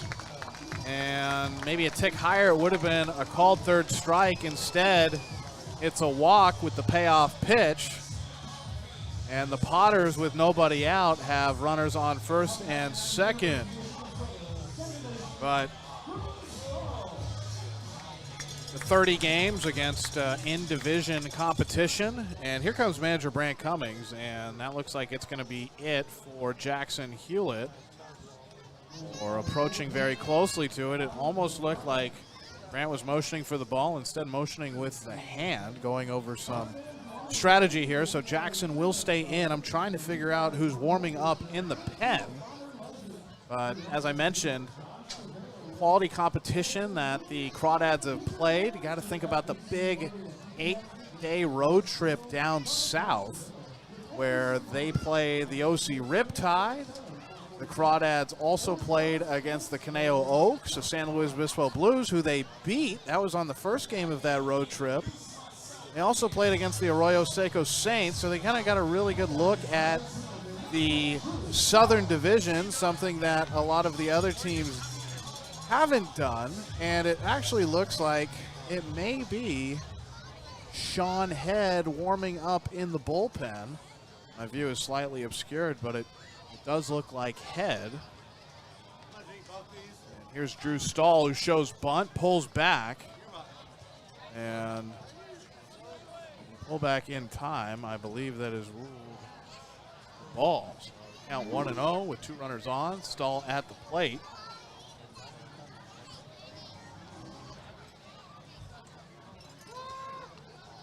Forester reached on the E5, and then Stanky drew a walk. Stahl ahead 1-0. Hewlett with the pitch. This another bunt shown and then pulled back as the fastball rose up too far, and the count 2-0. Stanky. Or to Stahl, rather. Stahl has a home run and 12 runs batted in. 0 for 2 today. Hit into a fielder's choice in the second and flew out to center in the fourth. 2-0 pitch is a fastball that would have been a strike regardless whether Stahl had left the bat out there or pulled it back as he just did, and the count 2-1.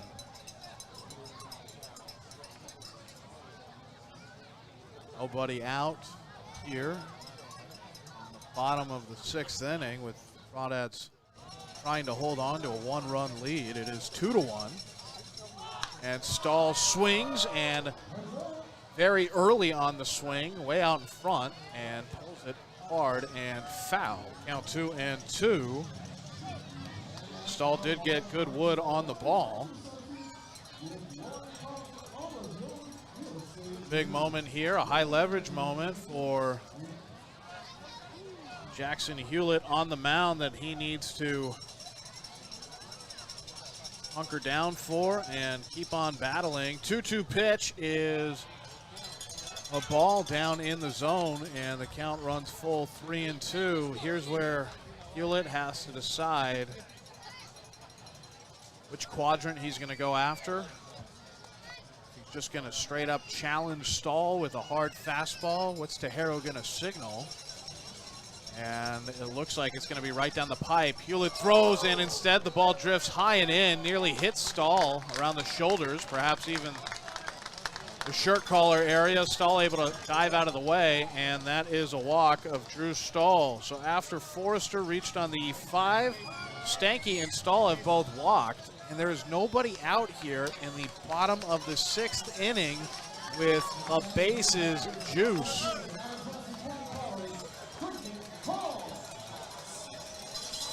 Not the situation you want to be in if you are the Crawdads in a 1-run ball game with nobody out, and that will be it for Jackson Hewlett. Hewlett had a pretty good 4th and a very good 5th as well. Was able to record a couple of strikeouts, only allowed 2 hits in those 2 innings, but then the 6th, that has all fallen apart. Can't blame him for the E5, which allowed Forester to get on base, but then the back-to-back walks of Jay Stanky and Drew Stahl, the 5 and 6 hitters, have put the Crawdads in a very tough position here with their backs against the proverbial walls. And it looks like the new pitcher coming in is Sean Head.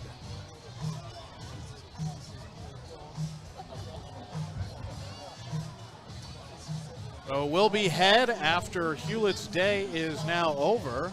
Day turning into night now. Still a little bit of daylight out here, but as I mentioned, the lights have been on at McBean Stadium for about the last 35 minutes.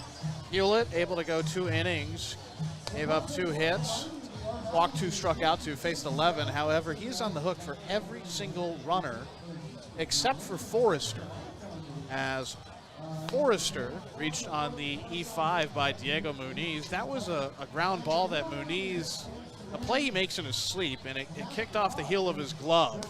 He tried to recover and make a throw in time over to first. Unfortunately, the throw had enough power on it, but it pulled Dabbs off of the bag. So that was the first domino to fall in the inning, and then the walk of Stanky and the walk of Stahl.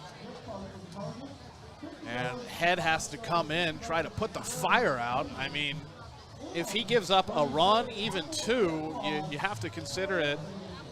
I mean, definitely if he gives up a run, it's a successful first inning for Head. He's coming in with the bases loaded. Even if he gives up 2, you're still within reach. Sure, you're down by a run. It would be 3-2 by then. But he is coming in, and the Sharks are out. They are smelling blood, and they want to strike. Potters are primed to try to finish the regular season on a strong note, especially against the Crawdads, who they have dropped 3 straight. 5-4 here on Tuesday. Yesterday in Moraga, 2-1, and the Crawdads leading 2-1 here at the moment. The next batter will be Quinton Hall, who is due up. He is 0 for 2.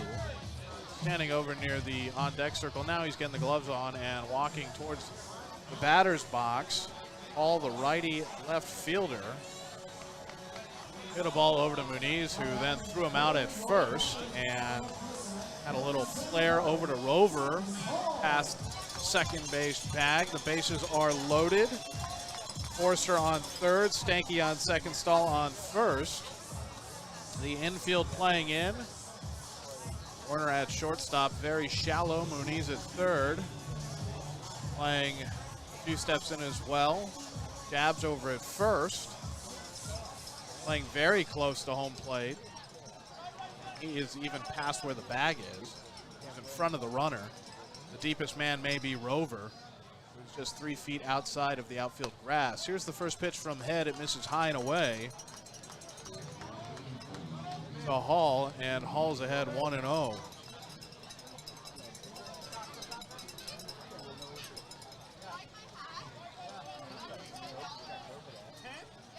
Head has thrown 24 1/3 innings. He's given up 15 earned runs this summer.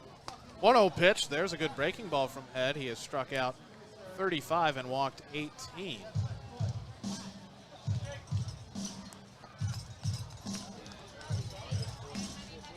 Count now even on Quinton Hall.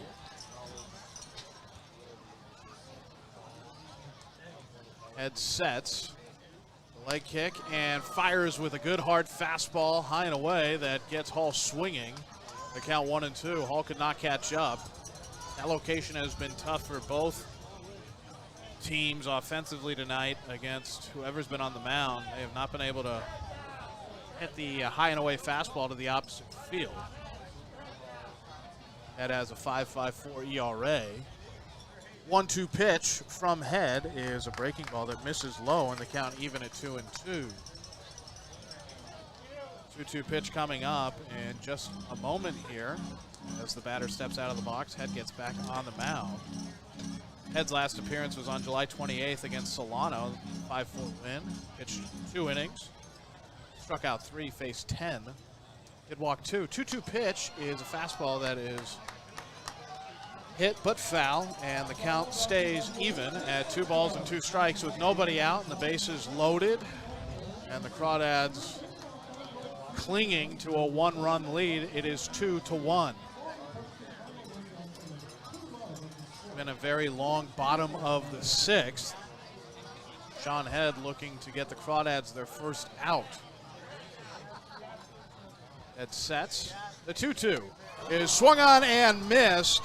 Hall is very disappointed in himself, looks up at the heavens as if to say, why in the heck did I swing at that? That probably would have been ball 3, but Head gets him. And there's an out on the board. The bases are still loaded, but with one away now. And the lefty, Carson Blatnick, stepping into the box.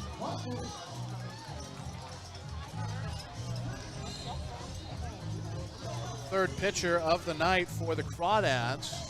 Able to get a strikeout straight out of the bullpen. And here is the first pitch from Head, and it's in the dirt to Carson Blatnick. Blatnick was hit by a pitch in the second. He rolled over Tommy Rover, who then threw him out at first in the fifth. Forester just waiting over at third. Smell home plate. 1-0 pitch is swung on and tipped. Foul. Off of Tejero's glove and then back out in front of the plate. The ball is dead after that. The count even at 1-1.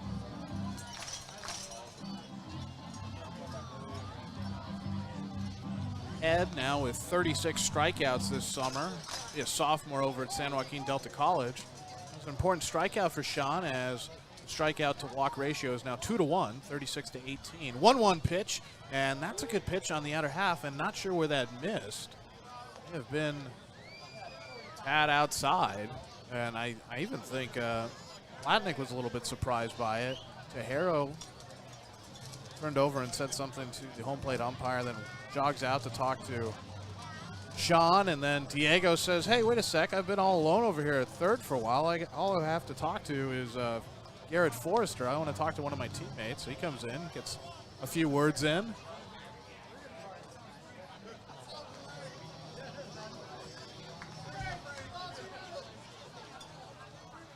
Count 2 balls and 1 strike. Blatnick.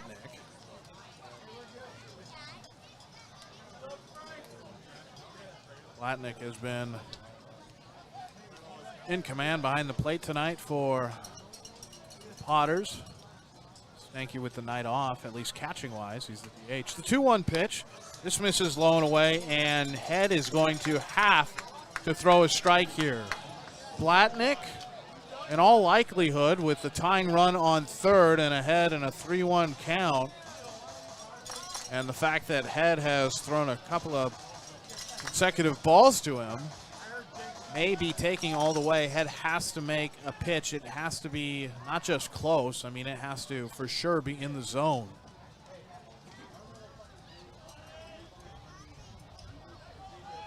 Blatnick will be sitting dead red on a fastball. And the 3-ball, 1-strike pitch, here it is to Blatnick. It's a good curveball that Blatnick thought was ball 4. And now the crowd is booing. They did not like that. Blatnick waved over as if to throw the bat, then turned back, and he will have to step back into the batter's box. And there will be a payoff pitch from Head to Carson.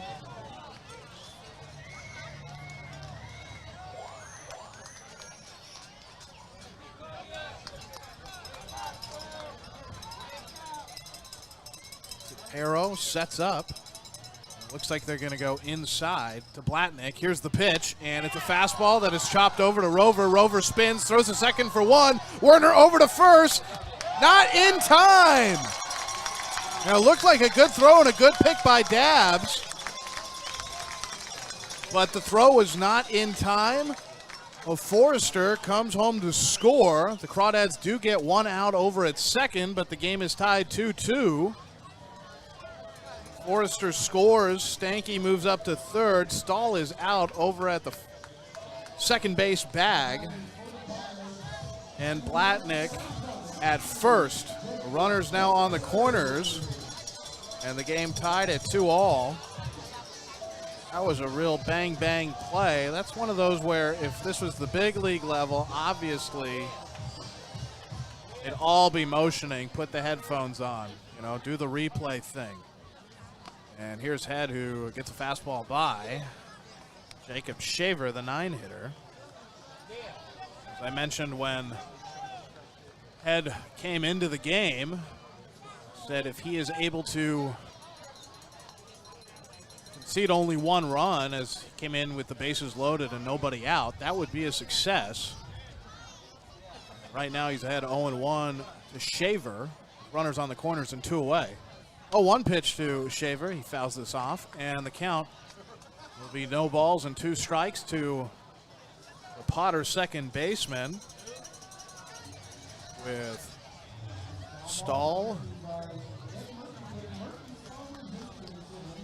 being taken out at second base.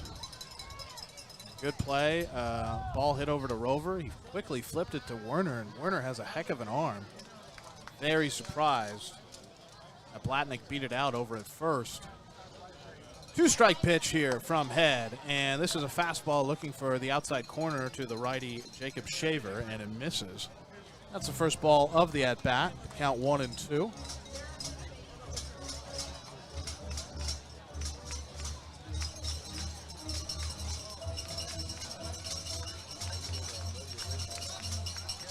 Shaver 1 for 2 today. Has 13 RBIs this season. And the runner from first goes over to second, trying to force a throw over to second and possibly get Head to be more concerned with the rundown situation between first and second than the runner who's over at third. A good job by Sean not to start messing around with the runner who is now on second. Stanky at third. Blatnick over at second base now after stealing the bag. Similar situation yesterday where Potters tried inducing a throw, baiting a throw out of Zach Griffin, who caught yesterday. He decided just to eat it, put it in his pocket, because the runner on third was about halfway towards home plate. Want to risk throwing and letting him in. 1-2 pitch is a good one, but I'm very surprised that Shaver did not offer at it. The count 2-2. I believe that is the third stolen base of the game for Potters.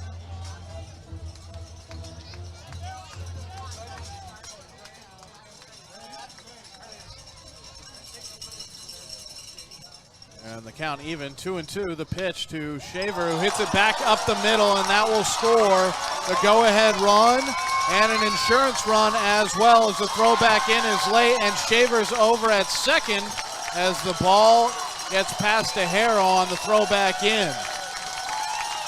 After tying it 2-2, it is now 4-2 with the number 9 hitter, Jacob Shaver, driving 2 in with an RBI double. And Shaver's second base. He has it. And good sign when your number 9 hitter can come up and produce for you.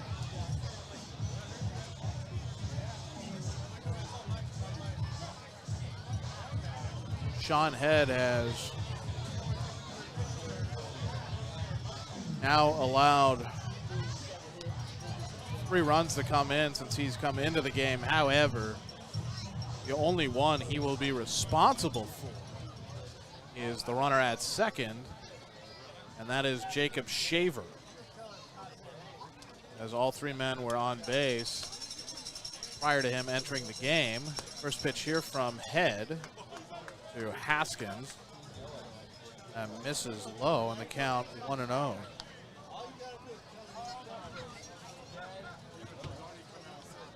Wild bottom of the 6th so far. 2 outs and Sean Head on the mound. It is 4-2 Lincoln. The 1-0 pitch from Head is a fastball that is hit foul. Count even at 1-1. I'm gonna say I think that may have been Jacob Shaver's second RBI double of the summer. I'm going to check on that for everybody.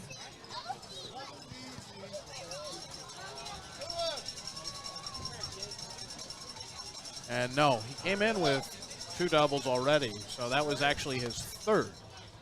Here's the fastball from Head. That misses away, and the count 2-1. Shaver standing over at second base. This is resembling more the game back on Tuesday, which final score was 5-4. For a while, it seemed like it was going to be a carbon copy of yesterday's contest, in which Crawdads were victorious 2-1, but bottom of the 6th has seen the first crooked number the past 2 days between these two teams light up the scoreboard. 3 in this half inning for the Potters. And this ball hit on the ground over to Werner, who slides, has it, makes a throw over to first, and that is in time.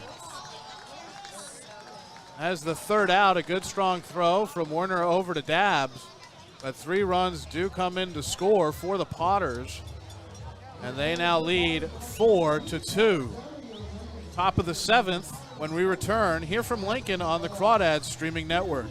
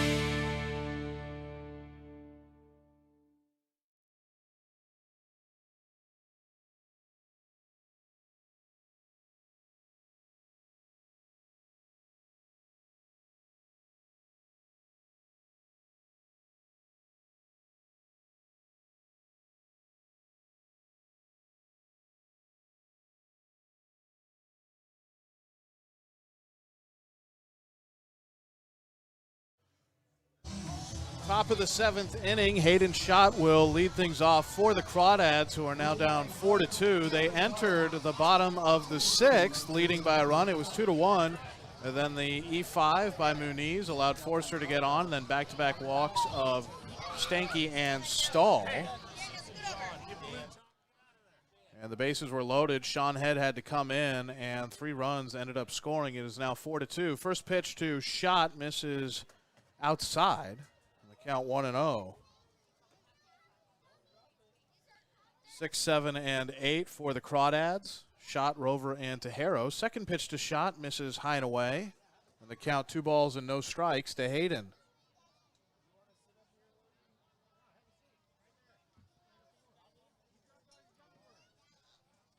Bell sets, fires, and misses here. The count 3-0. That's 3 straight balls thrown now by Logan Bell. To start off Hayden Schott here in the top of the 7th. First crooked number of the ball game put up by the Potters last half inning. 3-0 pitch, and that's on the outer corner to the lefty Schott for strike 1. Count 3 balls and 1 strike. A good pitch there by Logan.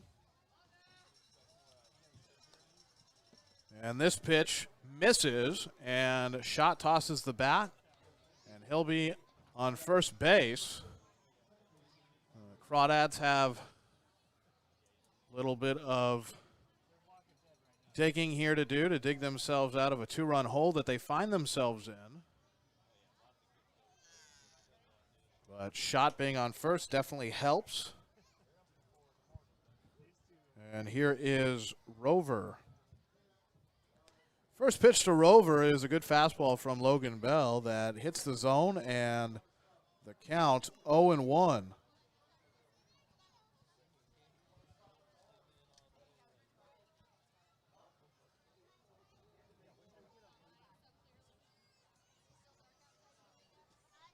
Rover had an RBI single yesterday. This ball bounces away from Blatnick behind the mound. That allows Schott to have second.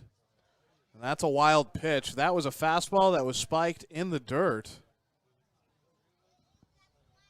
And that allows Schott to take second without a throw.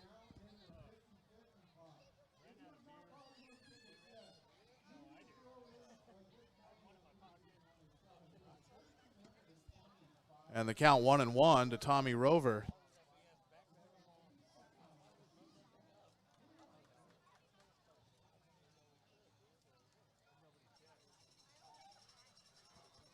One count.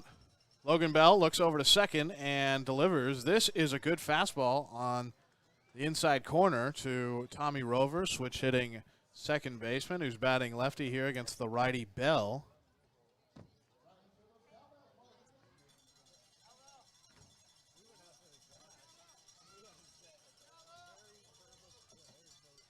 Six-one righty sets. Glances to second twice. Winds and deals. And this is fouled down the third base line by Rover. The count stays 1-2. Schott at second base. And Rover needs to just concern himself with staying alive, making Bell throw as many pitches as possible. 1-2 to Rover. This misses low and away, and the count evens at 2-2 with nobody out. Game has been back and forth, but it seems like the momentum has definitely been wrestled away over the past 35 minutes by Lincoln, as they now lead 4-2.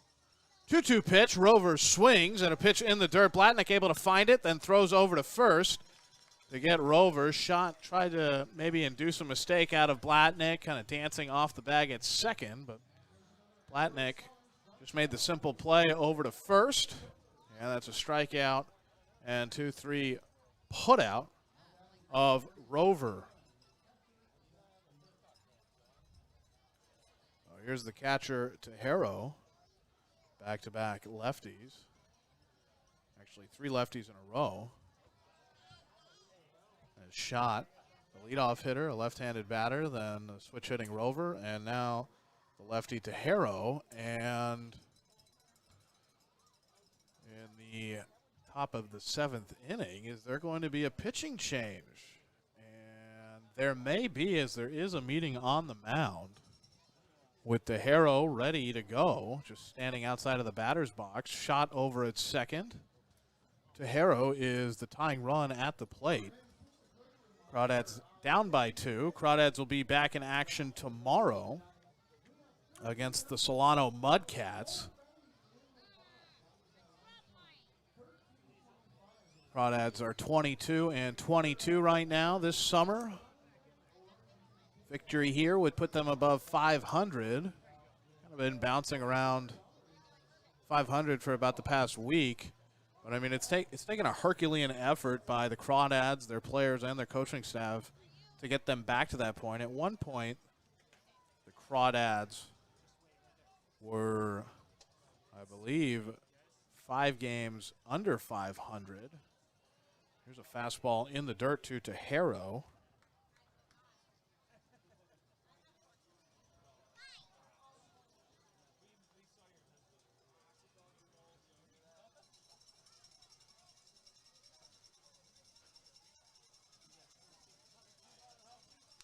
And here's a ball hit into right center. That will get down. Will it be extra bases? Schott rounds third. He's heading home. The throw is cut off by the second baseman,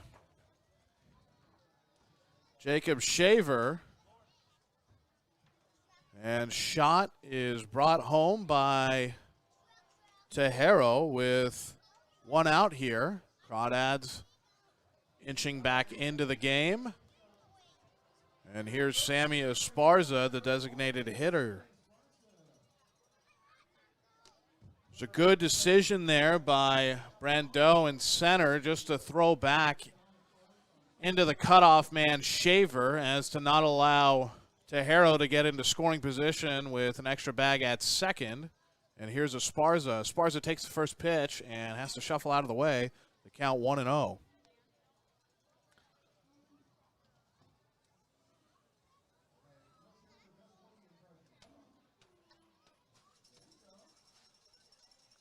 Esparza not playing in the field tonight. Instead, just worrying about what he can do with the bat. He's 1 for 2 so far. And this pitch misses inside about knee high. Esparza had a hit in the third. And then a fly out to right field in the fifth. Esparza, considering going to grad school after his undergrad is all done. 2-0 pitch. It's always good to hear. And the count 3-0 after the 2-0 misses inside. Not sure what he wants to study, but he's got a great head on his shoulders. And considering staying close to the Bay Area, he's over at East Bay right now. I believe he and Jackson Hewlett being kind of the elder statesmen on this team, along with Aaron Brooks.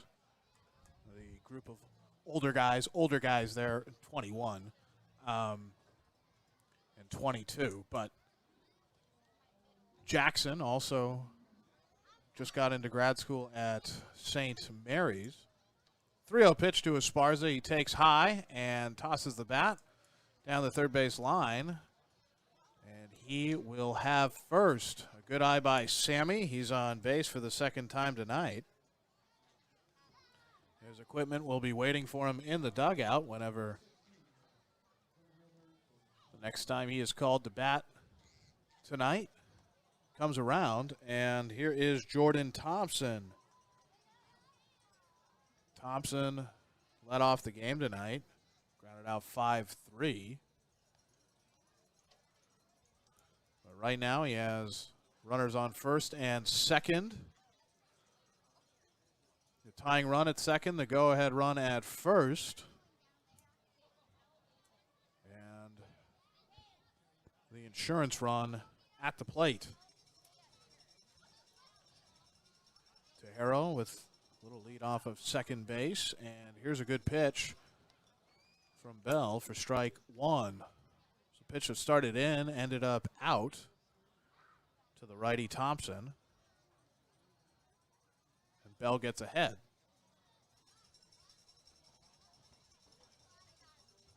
Bell out of the stretch and makes a good pitch that jams Thompson. He has to fight it off foul. And the count 0-2.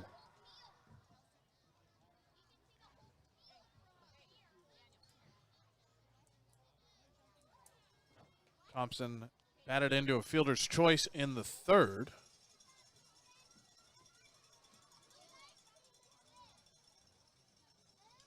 And the pitch from Bell to Thompson, who swings and fouls this back into the netting as well. It will stay 0-2.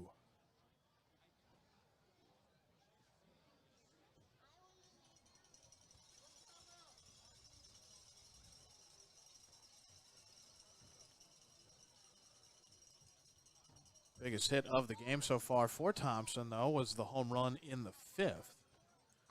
2 runs have come from a couple of A&M Aggies, Werner and Thompson. And Thompson swings. There's that home run swing, but he fouls this away as well, and he will stay alive 0-2.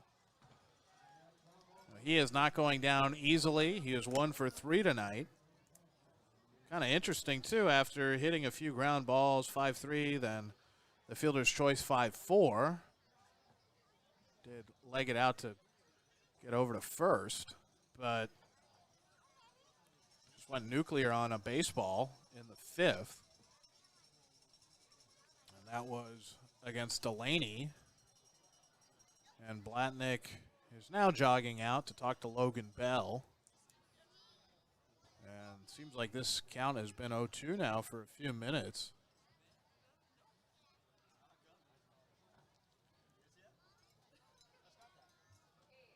so far. The Crawdads with 3 runs on 5 hits. They have an error. The Potters with 4 runs on 6 hits, and they have an error of their own. And the 0-2 to Thompson, who swings and hits this high. And will Blatnick have a play on it? Will it fall fair? And he goes down to a knee to make the catch. He does have it in the mitt for out number 2. A long battle between Jordan Thompson and Logan Bell, but there are 2 outs now. And here's Jake Brandel. As I mentioned earlier, Brandel has been hitting the ball hard since he's been able to return from being hit in the face at Yuba.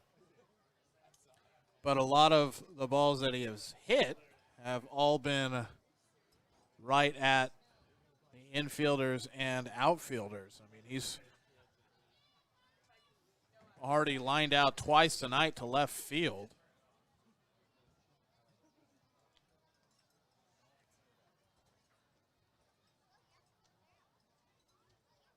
And the first pitch to Brandel, who swings and hits this. But Suzak makes a grab. That's that 6'4" frame of his and probably a 77-inch reach. And he's able to backhand the ball. It looked like it was destined for a base hit.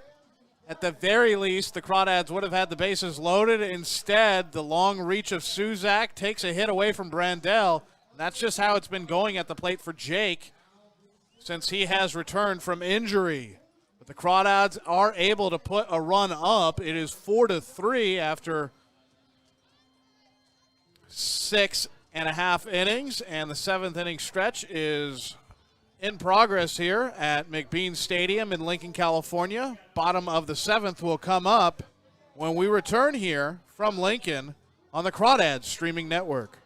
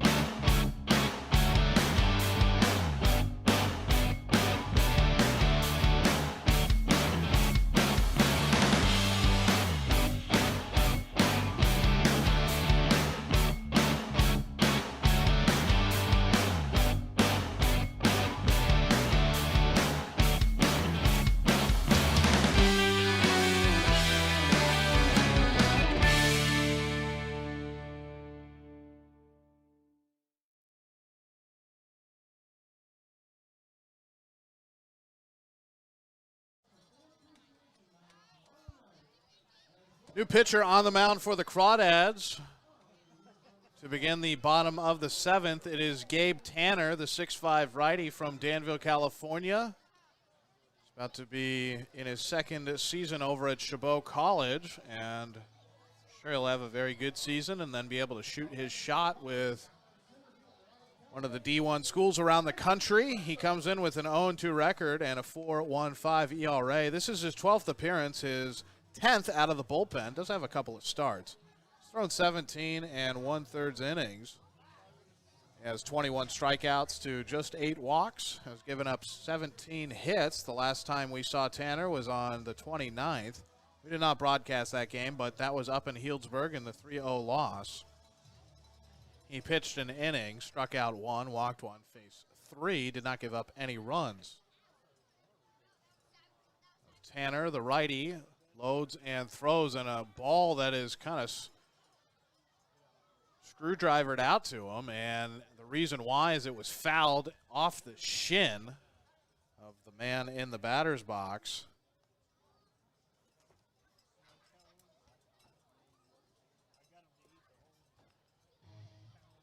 And it looks like Brandel is okay. Boy. That did not look like it.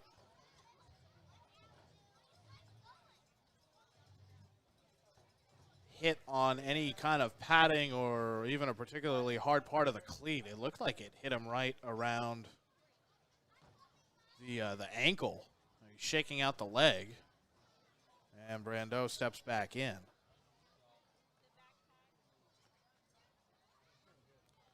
Brandel is 2 for 3. He had the big RBI double in the third. Scored the first run of the game. It is 4-3 right now. And here's a pitch that misses outside to Brandel, and the count 1-1.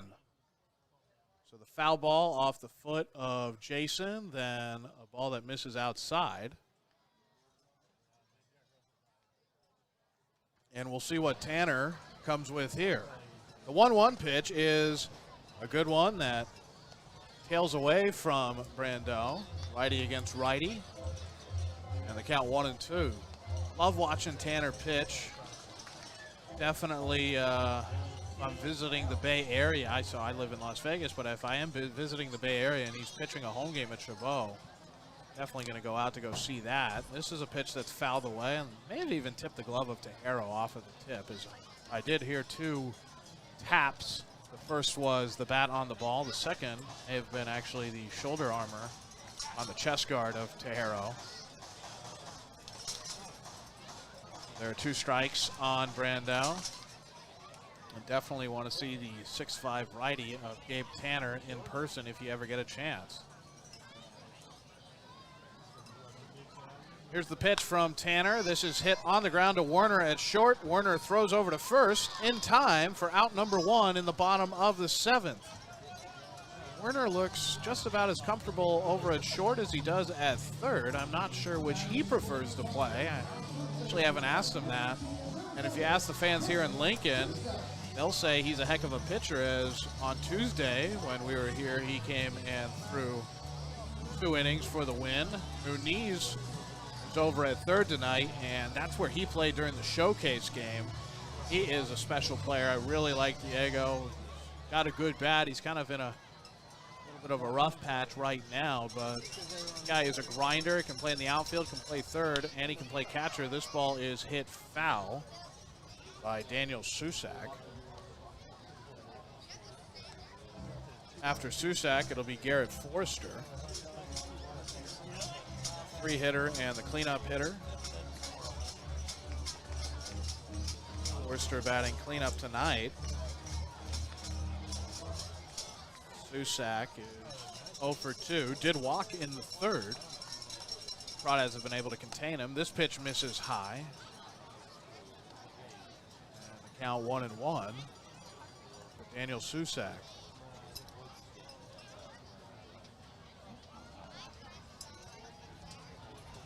Crawdads playing some really good baseball here down the stretch, really over the past 15, 16 days. 7-3 in their last 10.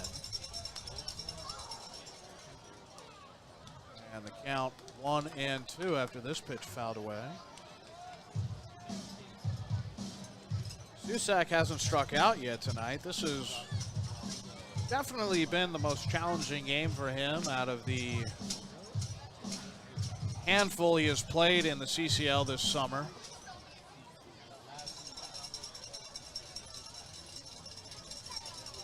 Crawdads have been very tough up here in Lincoln tonight.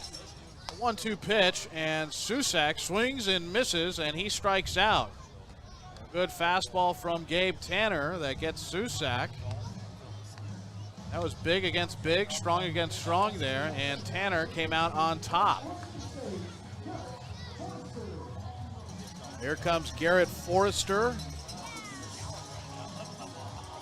Lined out to left in the first.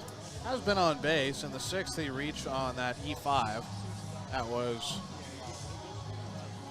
seems like forever ago now. That was the bottom of the 6th, in which the Potters scored 3 runs. First pitch to Forester misses away from the righty. Count 0-1. 2 outs. 1-0 rather. 1-0 pitch. Now that's even, 1-1.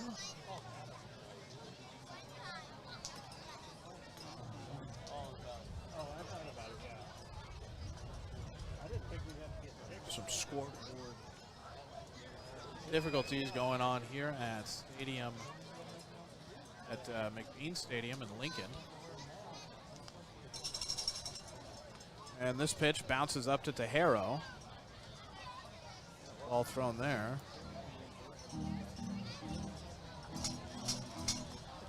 Tanner, after striking out Susak, is going to make a good pitch here.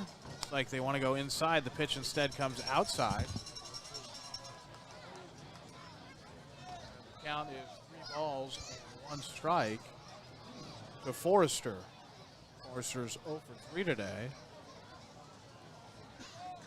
A lot of power between the 3 and 4 spots tonight for the Lincoln Potters. And here's a good strike from Gabe Tanner, and the count 3-2.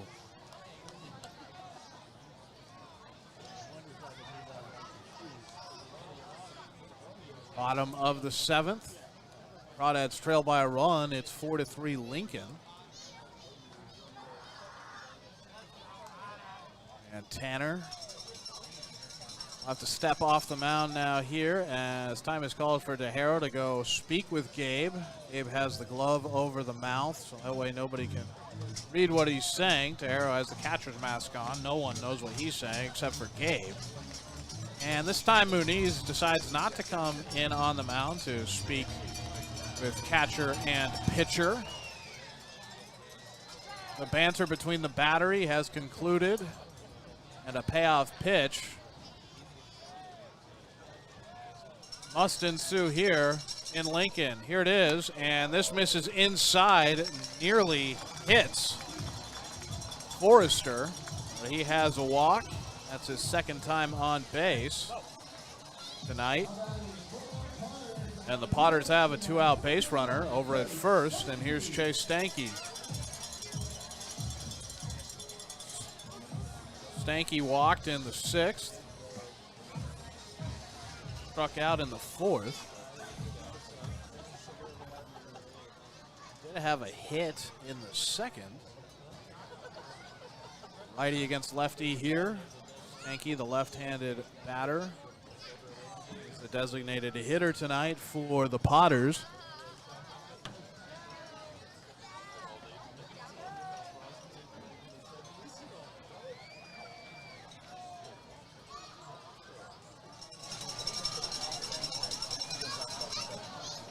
And Tanner waves Tejero back over to the mound. I think some wires are getting crossed here, maybe a bit, between Tejero and Tanner.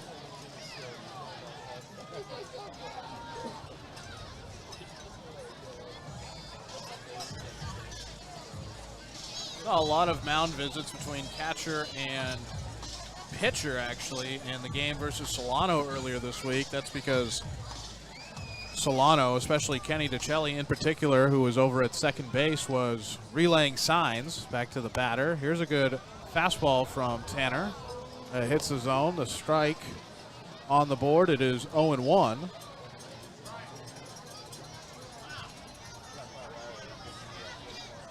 Chase Stanky. That was a situation where you definitely want to go over everything and make sure you're not tipping anything, and this ball is hit into right center. It bounces down. Brandel has it, is able to throw it to the cutoff man, and the Potters will have runners on first and third after Stanky is able to get on first. Good job by Brandel making sure that the ball did not bounce up against the wall. Able to make sure that Crawdads stay only down a run. Still 4-3, but a potential fifth run of the game on third.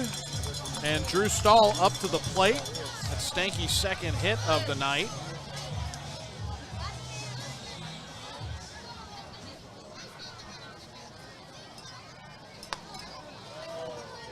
And the first pitch to Stanky is a strike.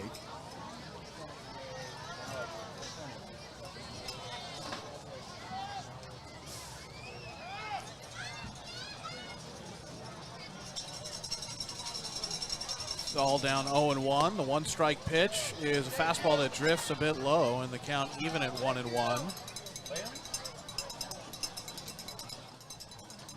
Tanner came out and got 2 outs pretty quickly on Brandel and Susak, but then with Forester, who he walked, and Stanky, who had a hit just moments ago, he's had a little trouble with the Potters. And here's a good bender for strike number 2, the count 1-2. I always love that when you can throw a curveball for a strike. It's not just a chase pitch. It's not a pitch that you only use when the guy's down 1-2 or 0-2. You can bust it out an even count, and you can make it count. The 1-2 pitch from Tanner, and this is fouled. A good keep me in the game swing there. Keep me in the box swing by Drew Stahl. Just kind of flails at it with one arm on the bat. Able to poke it, make sure he gets to see another pitch from Gabe Tanner. With Forester at third. And Chase Stanky over at first, doing a little dancing off the bag. The 1-2 pitch from Tanner, and ring him up. So Gabe has his second strikeout in the bottom of the 7th, and it's a good one as it gets the Crawdads out of the inning without surrendering a run, leaving 2 runners on. Forester over at third and Stanky at first after Drew Stahl strikes out looking. Crawdads trail by 1. It is 4-3, the top of the 8th. Right around the corner when we return with more Crawdads baseball on the Crawdads streaming network.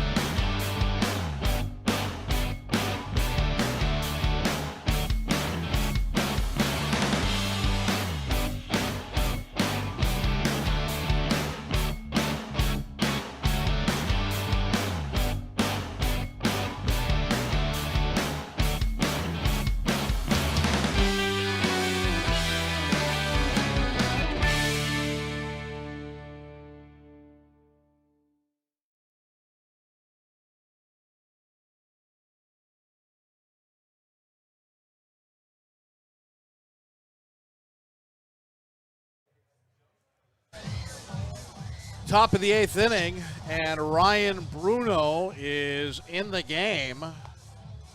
He is usually called in to close games down. I guess here he'll be either setting up or going for a 2-inning save. He has been very good at the end of ball games for the Potters.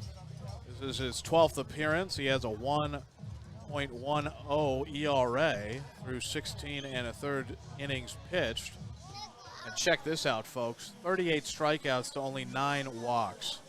That is vicious out of the pen. And not to mention, he's a sophomore over at Stanford. He will be a sophomore.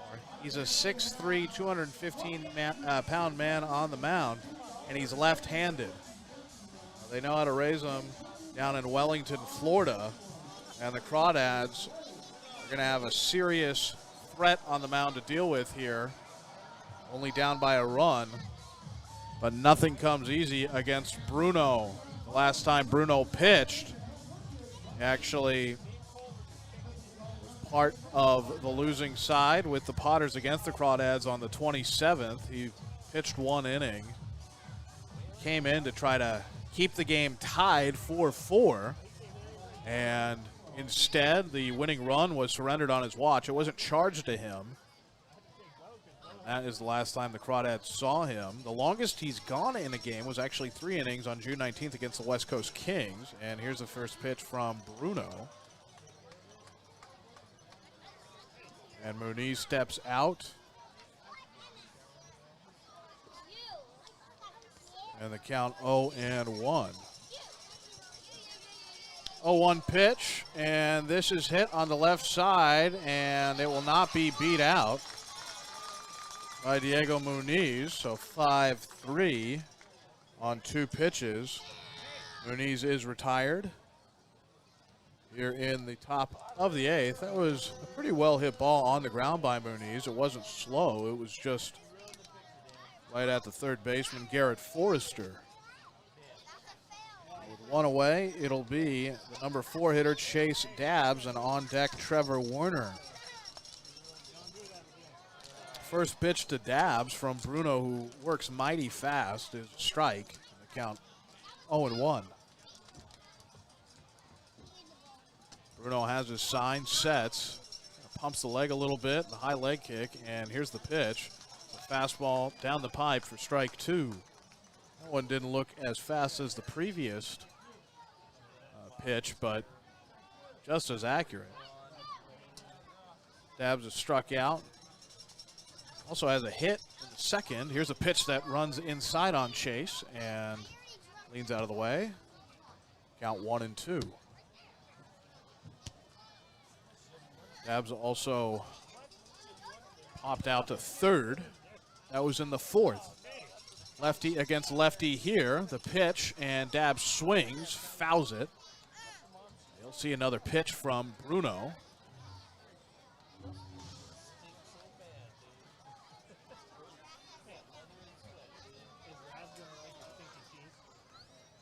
On July 9th against the Yuba Sutter Gold Sox, Bruno had 7 strikeouts in just 2 innings. 1-2 pitch. This is high. That's really interesting. 7 strikeouts in 2 innings. So obviously I'm just looking at the line sheet here. Someone reached base. 7 outs is 1 out extra over the 6 required. 2-2 pitch. And that's in there for strike number 3. Dabbs taking care of looking. He did not like the call. Chatters a little bit with chatting back and forth with the home plate umpire. And Dabbs walks back to the dugout. And here's the powerful right-handed bat of Trevor Werner, who's already gone deep once tonight. A heck of a time to see him go yard again. Crawdads have had 2 men hit solo homers. Jordan Thompson and Trevor Werner. Powerful lefty pitcher against a powerful right-handed batter. First pitch, Werner swings and misses. The count 0-1. Enough power at the plate for the Dads and enough velocity on the mound for the Potters, where if Werner is able to connect, figure the ball is going to be hit very hard. 0-1 pitch and a late swing by Werner on a good sinking fastball from Bruno. The count 0-2. He looks very comfortable out there on the mound, looking for back-to-back strikeouts to close out the top of the 8th. He induced a ground ball, 5-3 put out for Muniz, and then Dabbs struck out looking on a pitch hit the outer half of the plate, and now the righty Werner down 0-2. The 2-strike pitch to Werner, who takes high and away. And that ball gets up on you in a hurry if you're at the plate. And Ryan Bruno is hurling it. 1-2 from Bruno. This misses inside. And it is 2-2 now. We got a battle on our hands. One of the Crawdads' most powerful hitters against perhaps the most lights-out pitcher for the Potters. And the 2-2 pitch. Werner swings and misses. A great fastball there by Ryan Bruno. And he takes care of the 3, 4, and 5 hitters of the Crawdads in a row. Nobody able to get on base. The Crawdads held scoreless. Bottom of the 8th coming up. Crawdads will hope to stay within a run. It is 4-3. Last of the 8th coming up when we return on the Crawdads streaming network.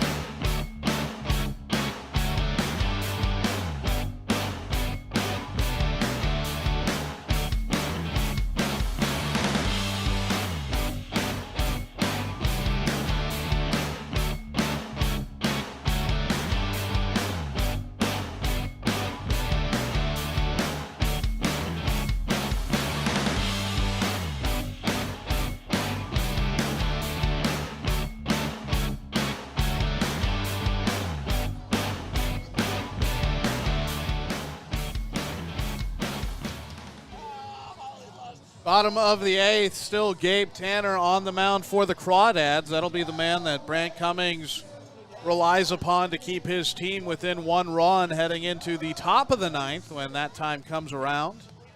Tanner so far has not surrendered a run. Bruno came in the top of the eighth to shut down the middle of the order for the Crawdads and ended up recording his 40th strikeout of the summer doing so.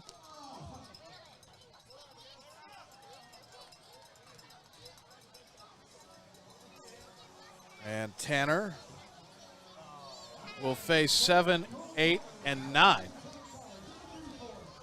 Quinton Hall at the plate. Struck out in the sixth. That was against Sean Head. That was the first man that Head faced. With the bases loaded, Head was able to get him going down swinging. This will be the first time he sees Gabe Tanner. First pitch from Gabe. Hall showed bunt, then pulled back in the count 0-1.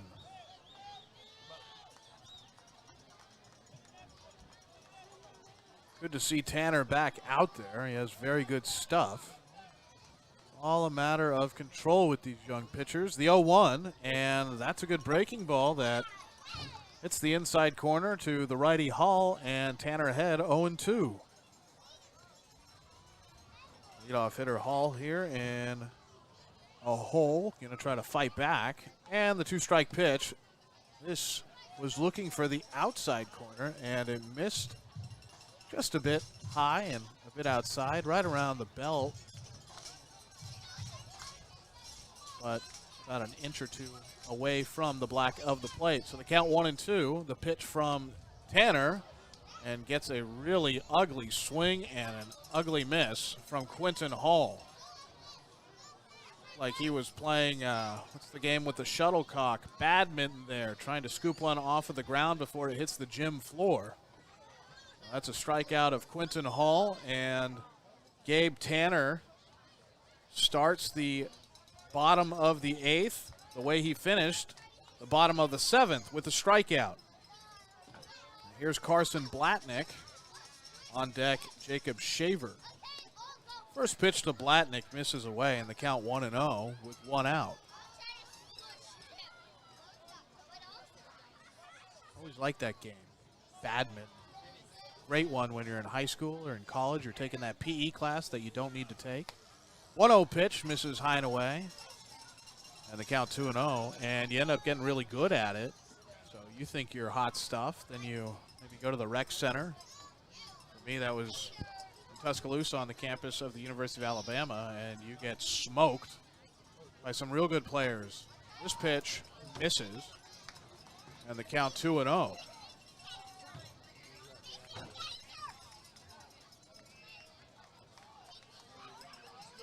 Blatnick into a fielder's choice his last time up. 4-5. Pitch is fouled away. And that's the first strike on the board.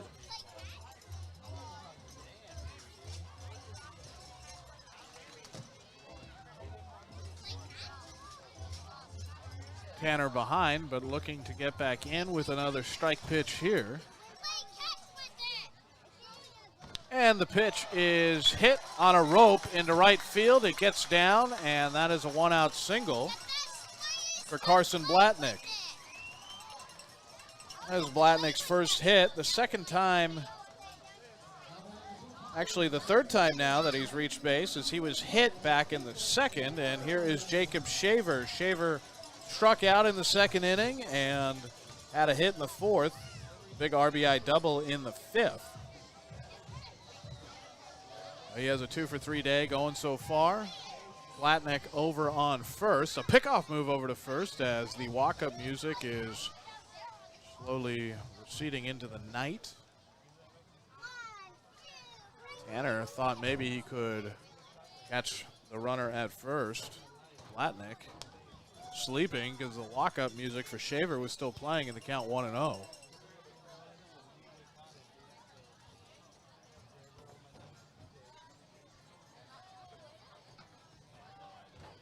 Tanner started off bottom of the eighth with a strikeout of Quinton Hall.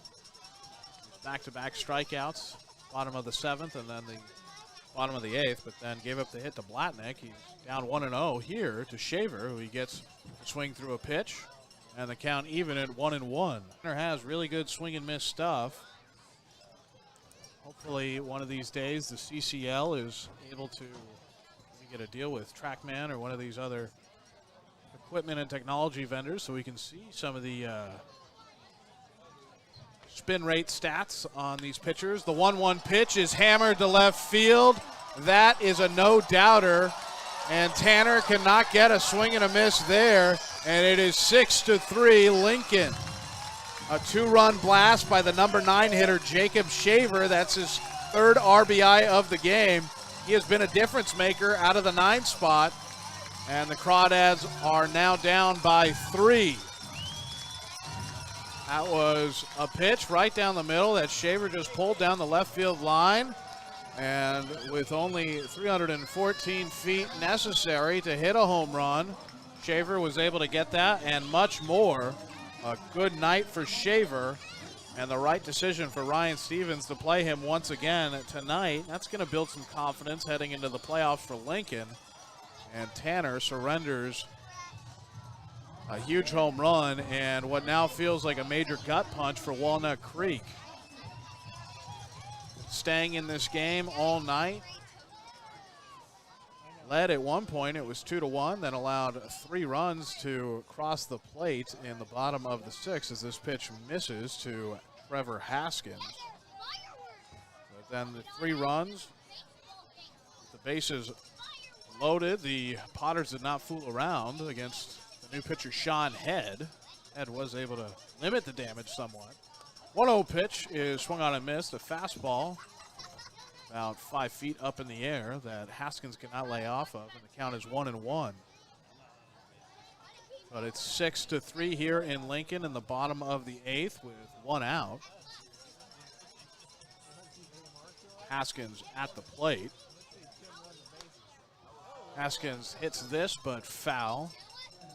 And there's 1 ball and 2 strikes. Shaver.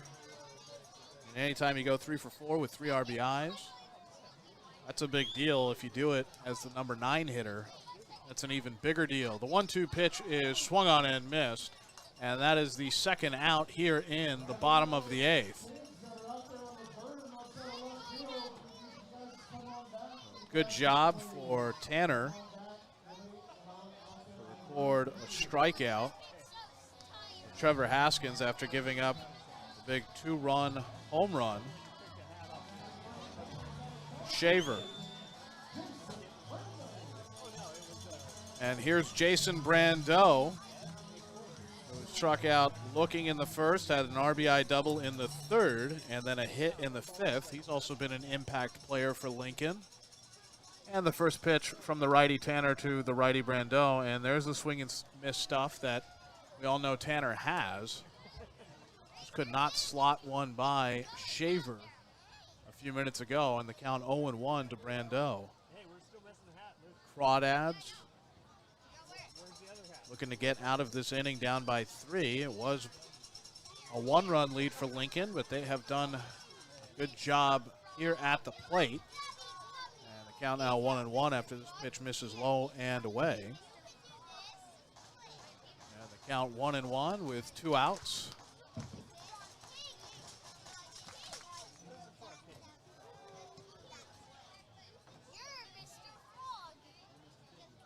And the pitch from Tanner is a good fastball that hits the zone, about thigh high on the outer half to the righty Brandel for strike number 2. That big home run was Shaver's 4th of the summer. It was good for RBIs 14 and 15 and 16 with the double. And this is a pitch that's taken out to left center. And that gets down in the alley. Is it trapped against the wall? Thompson picks it up. Brandel digging for 3.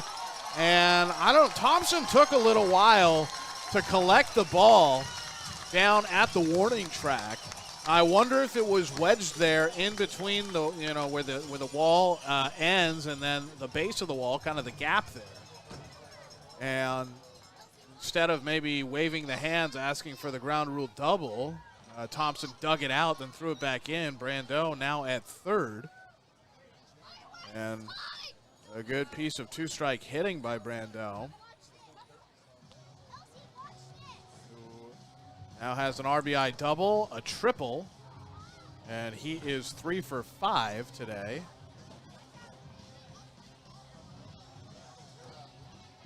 Bats were not there yesterday for either team. Today the Potters have a little more potency in the barrels, but game not over yet. And here is Daniel Susak with Brandel over at third, so Abe Tanner's going to stay in after Logan. No, it was not Logan Denholm. It's Zach Wallace. Zach Wallace, the pitching coach, came in to maybe give some words of encouragement to his 6'5" right-hander. Wallace coaches over at Chabot, where Tanner is a member, team member that is, and a student. And the first pitch here to Susak misses low and outside. The count 1-0.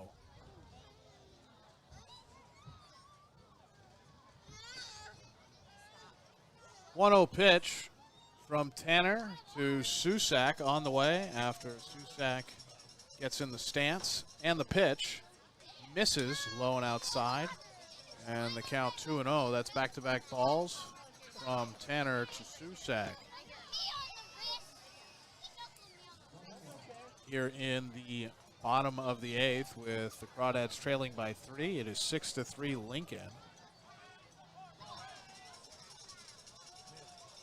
2-1 count here from Tanner, and this misses outside. The count 3-1.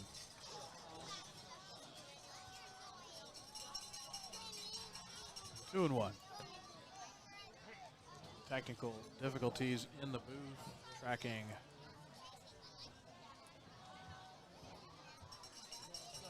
scoreboard. 2 balls and a strike. Here's the pitch, and this is hit hard into left center, but Thompson able to run on and make the catch to end the bottom of the eighth. But the Potters able to get 2 RBIs from the bat of Jacob Shaver, who went deep, and he was able to drive home Platnick and himself with the home run. Big multi-RBI day for Jacob Shaver. He now has 3 with an RBI double and the 2 RBI home run. And the Crawdads trail by 3. It is 6-3, top of the 9th. Coming up in just a few short moments, can the Crawdads make a comeback? We will see here on the Crawdad Streaming Network.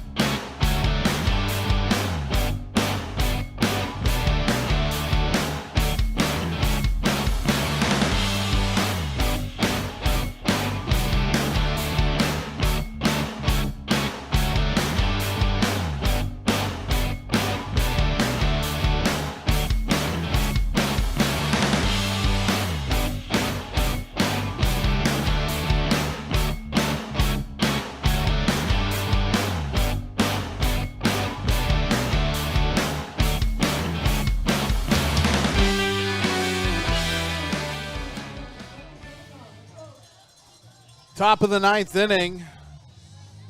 Crawdads down by 3. It is 6-3 Lincoln here, up in Lincoln, California. It is now 9:12 p.m. This game started at 6:09, so this game has gone 3 hours and 4 minutes.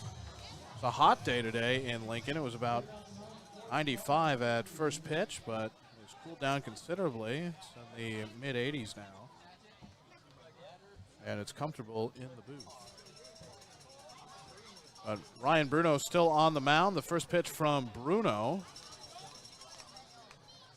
To the leadoff hitter, Hayden Schott. It's Schott, then Rover, and Tejero. With the Crawdads trailing by 3. 0-1 count. And Schott hits this pitch into right field, and it reaches the grass for a leadoff single in the top of the 9th. That is a good sign for the Dads. Schott has a hit.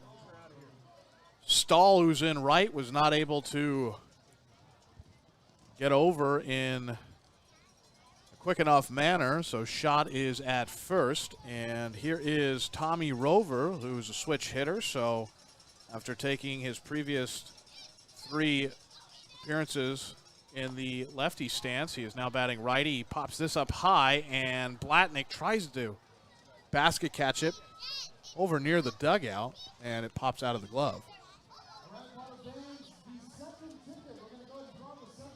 And actually, Rover, who had an RBI yesterday, has struck out twice today, and he is down 0-1.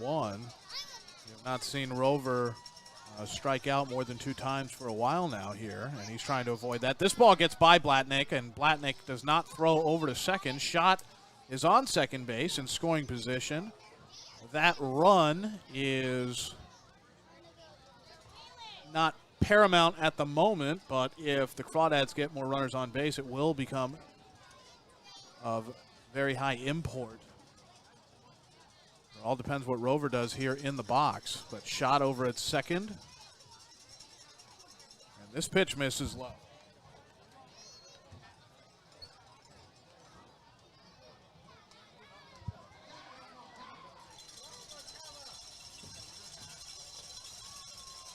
Cowbells are starting to go here. McBean Stadium, the 2-1 to Rover. This misses low and in, and the count 3 balls and 1 strike to Tommy. 1 ball that Tommy has put in play today. He hit to his counterpart, Jacob Shaver, playing second tonight for the Potters. The 3-1 pitch from Bruno to Rover, and he is on first with a walk. Now Schott at second is incredibly important as the tying run walks up to the plate. It is Zach Tejero. Tejero had an RBI single in the 7th. That was crucial to get the Crawdads to within a run.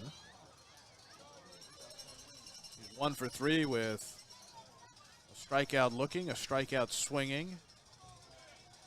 There are 2 runners on, and the pitch to the lefty Tejero from the lefty Bruno misses low and outside, and all of a sudden Bruno having a bit of an arduous time here trying to find the strike zone. Came out on fire. Finished off the 8th. Top of the 8th, that is. Dabbs and Werner with back-to-back strikeouts. Muniz to ground out 5-3. But gives up the hit to Schott, the lefty, and then walks Rover. And here's a good pitch, a fastball to Tejero that hits the high and outside quadrant, the upper left from the perspective of Tejero. Count 1-1. Tejero takes again. That's a fastball that's a little bit lower here, but right above the knees and on the outer half. So back-to-back really good fastballs from Bruno. And the count 1-2. With Schott at second, Rover on first.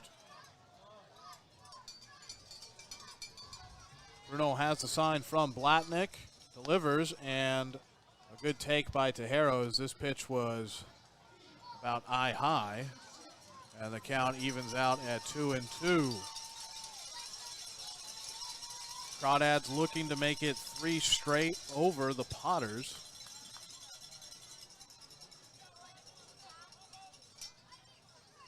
This pitch bounces away from Blatnick. Both runners will advance. Shot at third, Rover at second. That's a wild pitch from Bruno. With how hard Bruno throws and the amount of bounce that the infield playing surface has, especially when it's hot. Boy, when it's hot, the ball just flies. It's cooled down a little bit, but it's not soft, folks. I mean, you put your hands down on it, you know, grass has some give. This does not have very much give at all. If you had one of those super bouncy balls, you could probably bounce it about 100 feet in the air. The pitch to Tejero, who swings and hits this foul. And the count full, 3 balls and a pair of strikes. Talking to Ty Atkins before the game, I asked him if he enjoys playing on the turf. He says they play on the turf in Hawaii. Says theirs is a little bit softer, though. 3-2 pitch. This misses high and inside. And Bruno has walked Tejero. The walk to Rover, and now the walk to Tejero. And the usually surefire Bruno has the bases loaded with nobody out. And the number 9 hitter, Sammy Esparza, the designated hitter tonight, walking up to the plate, and it'd be tough to imagine if Bruno comes out of the game here, but there will be a meeting on the mound between all the Lincoln Potters. Now, this would be a time, if there ever was one, for Sammy Esparza,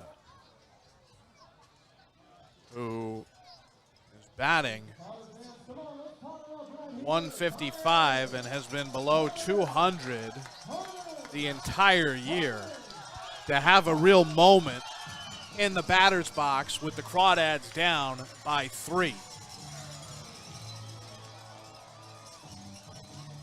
I'm sure Sammy, who's a very cool customer, is even letting some of those thoughts creep in now with nobody out and the bases loaded. Shot at third, Rover at second, Tejero at first.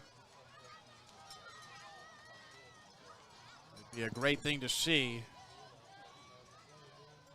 And Esparza steps in. Bruno's got to make some pitches. The first pitch to Esparza misses high, and the count 1-0.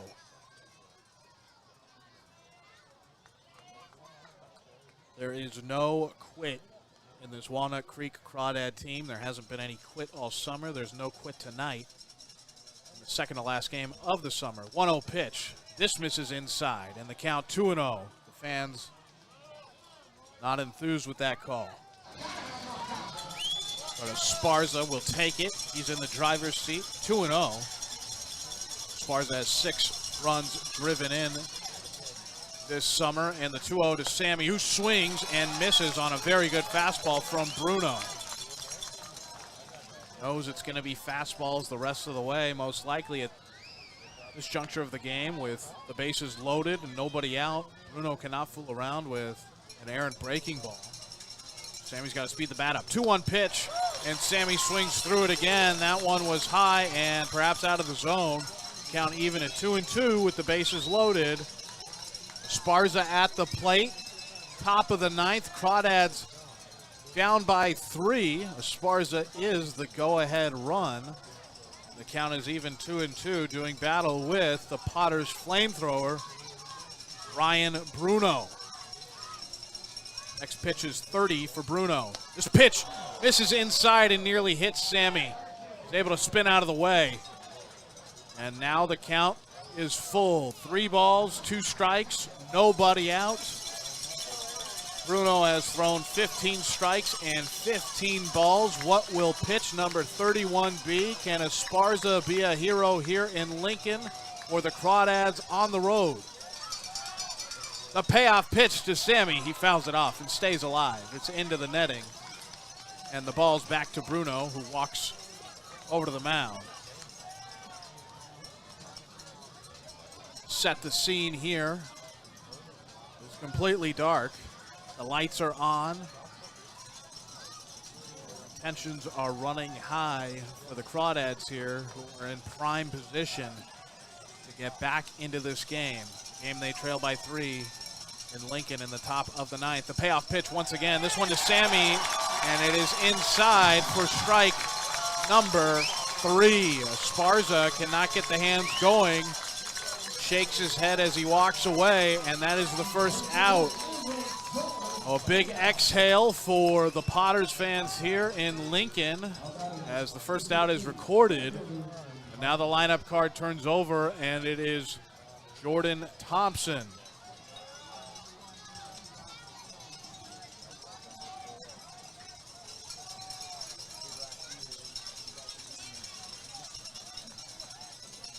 Infield playing back, double play depth. The first pitch to Thompson misses high and in on the hands, and the count 1-0.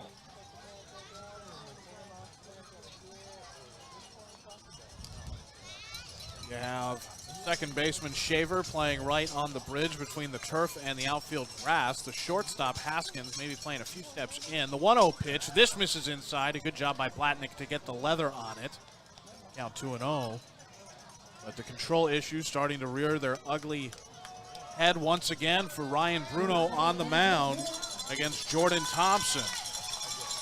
Thompson went deep in the 5th. The 2-0 pitch to JT. This misses way high, and it gets away from Blatnick, but he's able to hustle after the baseball. Shot has to retreat back to the third base bag, but the count 3-0 to JT.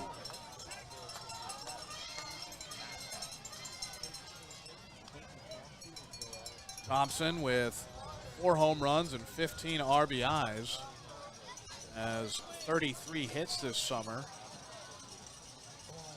And a big moment here. The man from Aggieland. The 3-0 pitch to JT. This misses high and it's no. JT was walking down to the first base bag, and that was called a strike. It was in right around the hands. A generous call there to Ryan Bruno. And Thompson will have to bite down and deal with it. Try to grind out a solid at-bat. 3-1 pitch on the way to Thompson. This misses everything, and that will be a run that is walked in and shot. Taps home plate with the shoe, and it is now 6-4.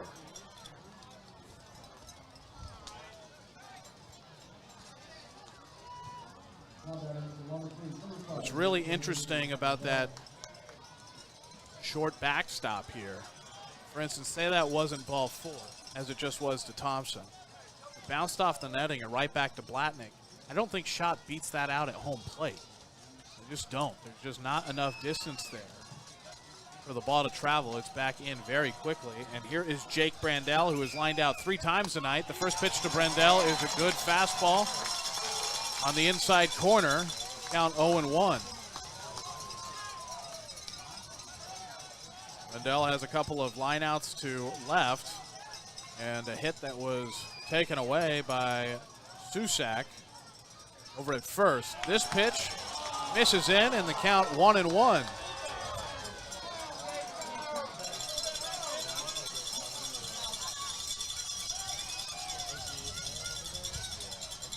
Brandel with 2 homers and 10 RBIs. Has himself in an even count. The 1-1 pitch. Brandel swings and misses at the good cheese from Bruno. And Bruno ahead 2 strikes to a ball against Brandel. Very exciting game tonight. Crawdads trying to extend it as long as they can. The 1-2 pitch to Jake, who takes high, and the count even at 2-2. Very patient approach here in the top of the 9th.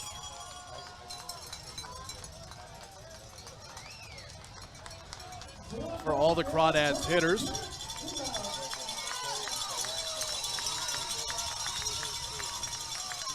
And the 2-2 to Brandel. Brandel takes. This misses high, so consecutive fastballs that have a little too much rise to them, too much elevation, and Brandel is going to see a strike here. If you ever thought Bruno had to throw a strike, a 3-2 count with the bases loaded, 1 away, and the Crawdads down by 2, he has to throw one to Brandel. The payoff pitch, Jake swings and misses. Crawdads will still have the bases loaded, but they are down to their last bullet in the chamber. Brandel 0 for 5, and here comes Diego Muniz. At Esparza, Brandel, and Muniz up at the plate this half inning. 3 guys who all need a hit. This pitch misses high and away. Count 1-0.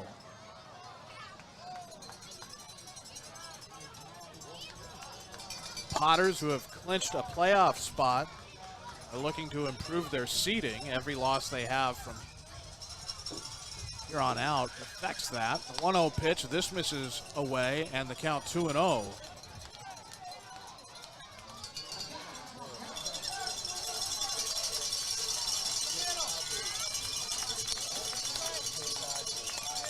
The Oklahoma Sooner taps the bat on the plate, steps back in with an open stance, bat above his head, waving it around.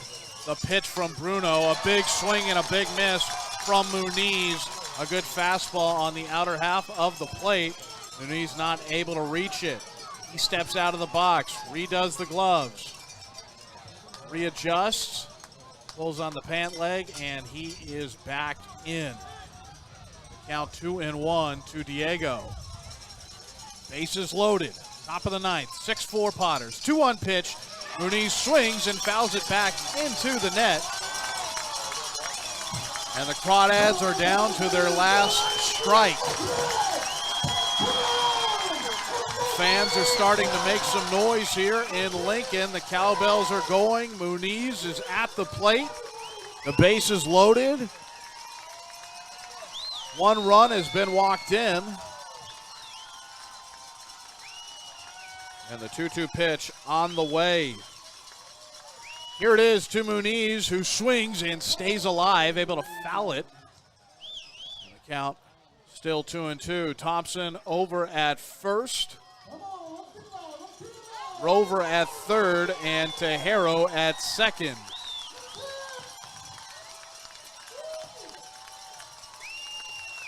There's some speed out there on the corners, and the slowest one is Tejero at second with Muniz in the box. 2-2 pitch to Diego, misses high and in, and the count will be full, 3-2. The second straight full count. Brandel saw a payoff pitch, and now Muniz will here in the top of the ninth with 2 outs. And the tying run at second. The go-ahead run at first. The payoff pitch to Muniz, who swings and misses. The Crawdads lose 6-4. The comeback bid is cut short. The brakes are put on, and the run is halted. The Crawdads were able to get within 2. A run was plated. It was walked in. Thompson walked. Hayden shot, came around to score. The Crawdads had the bases loaded with nobody out. They were only able to get 1 run out of it. Muniz strikes out to finish the game. That is, in many ways, a microcosm of this 2021 CCL season for Walnut Creek. Runners on base, bases loaded, 1 out, no outs. Not able to come up with the RBI hits that they need, and that's what happened here. You have the bases loaded in the top of the ninth. All the momentum's with you. Their closer is in a pressure cooker out there, and the only Crawdads, that is, are only able to muster the 1 run here in Lincoln, California on this July 31st. The game ends at 9:31 p.m. It had a start time of 6:09, so a long game, relatively speaking, as far as CCL games go. Really, I mean, any game, a long game of baseball, 3 hours and 22 minutes. The Crawdads lose 6-4. They did have 10 hits to go with, or they had 6 hits to go with their 4 runs. They did commit an error. 10 hits for Lincoln, 6 runs for them. They win by 2. They also had an error. Another very close game between these two teams. The Crawdads will lose the season series to the Potters by a game. I mean, this was the game to win 5 and lose 5 to the Potters. Unfortunately for the Crawdads, the Potters were able to take 6 out of the 10. And the Crawdads fall to 22 and 23. They do have a chance tomorrow against Solano at 1 p.m. to finish the season at 500, 23 and 23. Not a bad showing for a team that had not been in existence in the CCL for about 5 or 6 years. So something is building here for the Crawdads. Lincoln has it. They are in the playoffs, and they will use this win to propel them, I'm sure, to some success in the CCL championships. That'll be here in Lincoln August 4th through the 6th. The teams that have qualified, Healdsburg, Lincoln out of the Northern Division. The Crawdads will finish in sole possession of 3rd place. Solano in 4th. In the South, it'll be Arroyo Seco, the OC Riptide, and the San Luis Obispo Blues. The seating still has a few things that can be figured out there. However, I believe it will be Arroyo Seco, then San Luis Obispo, and OC Riptide. Yes, and that is how the seeding will play out.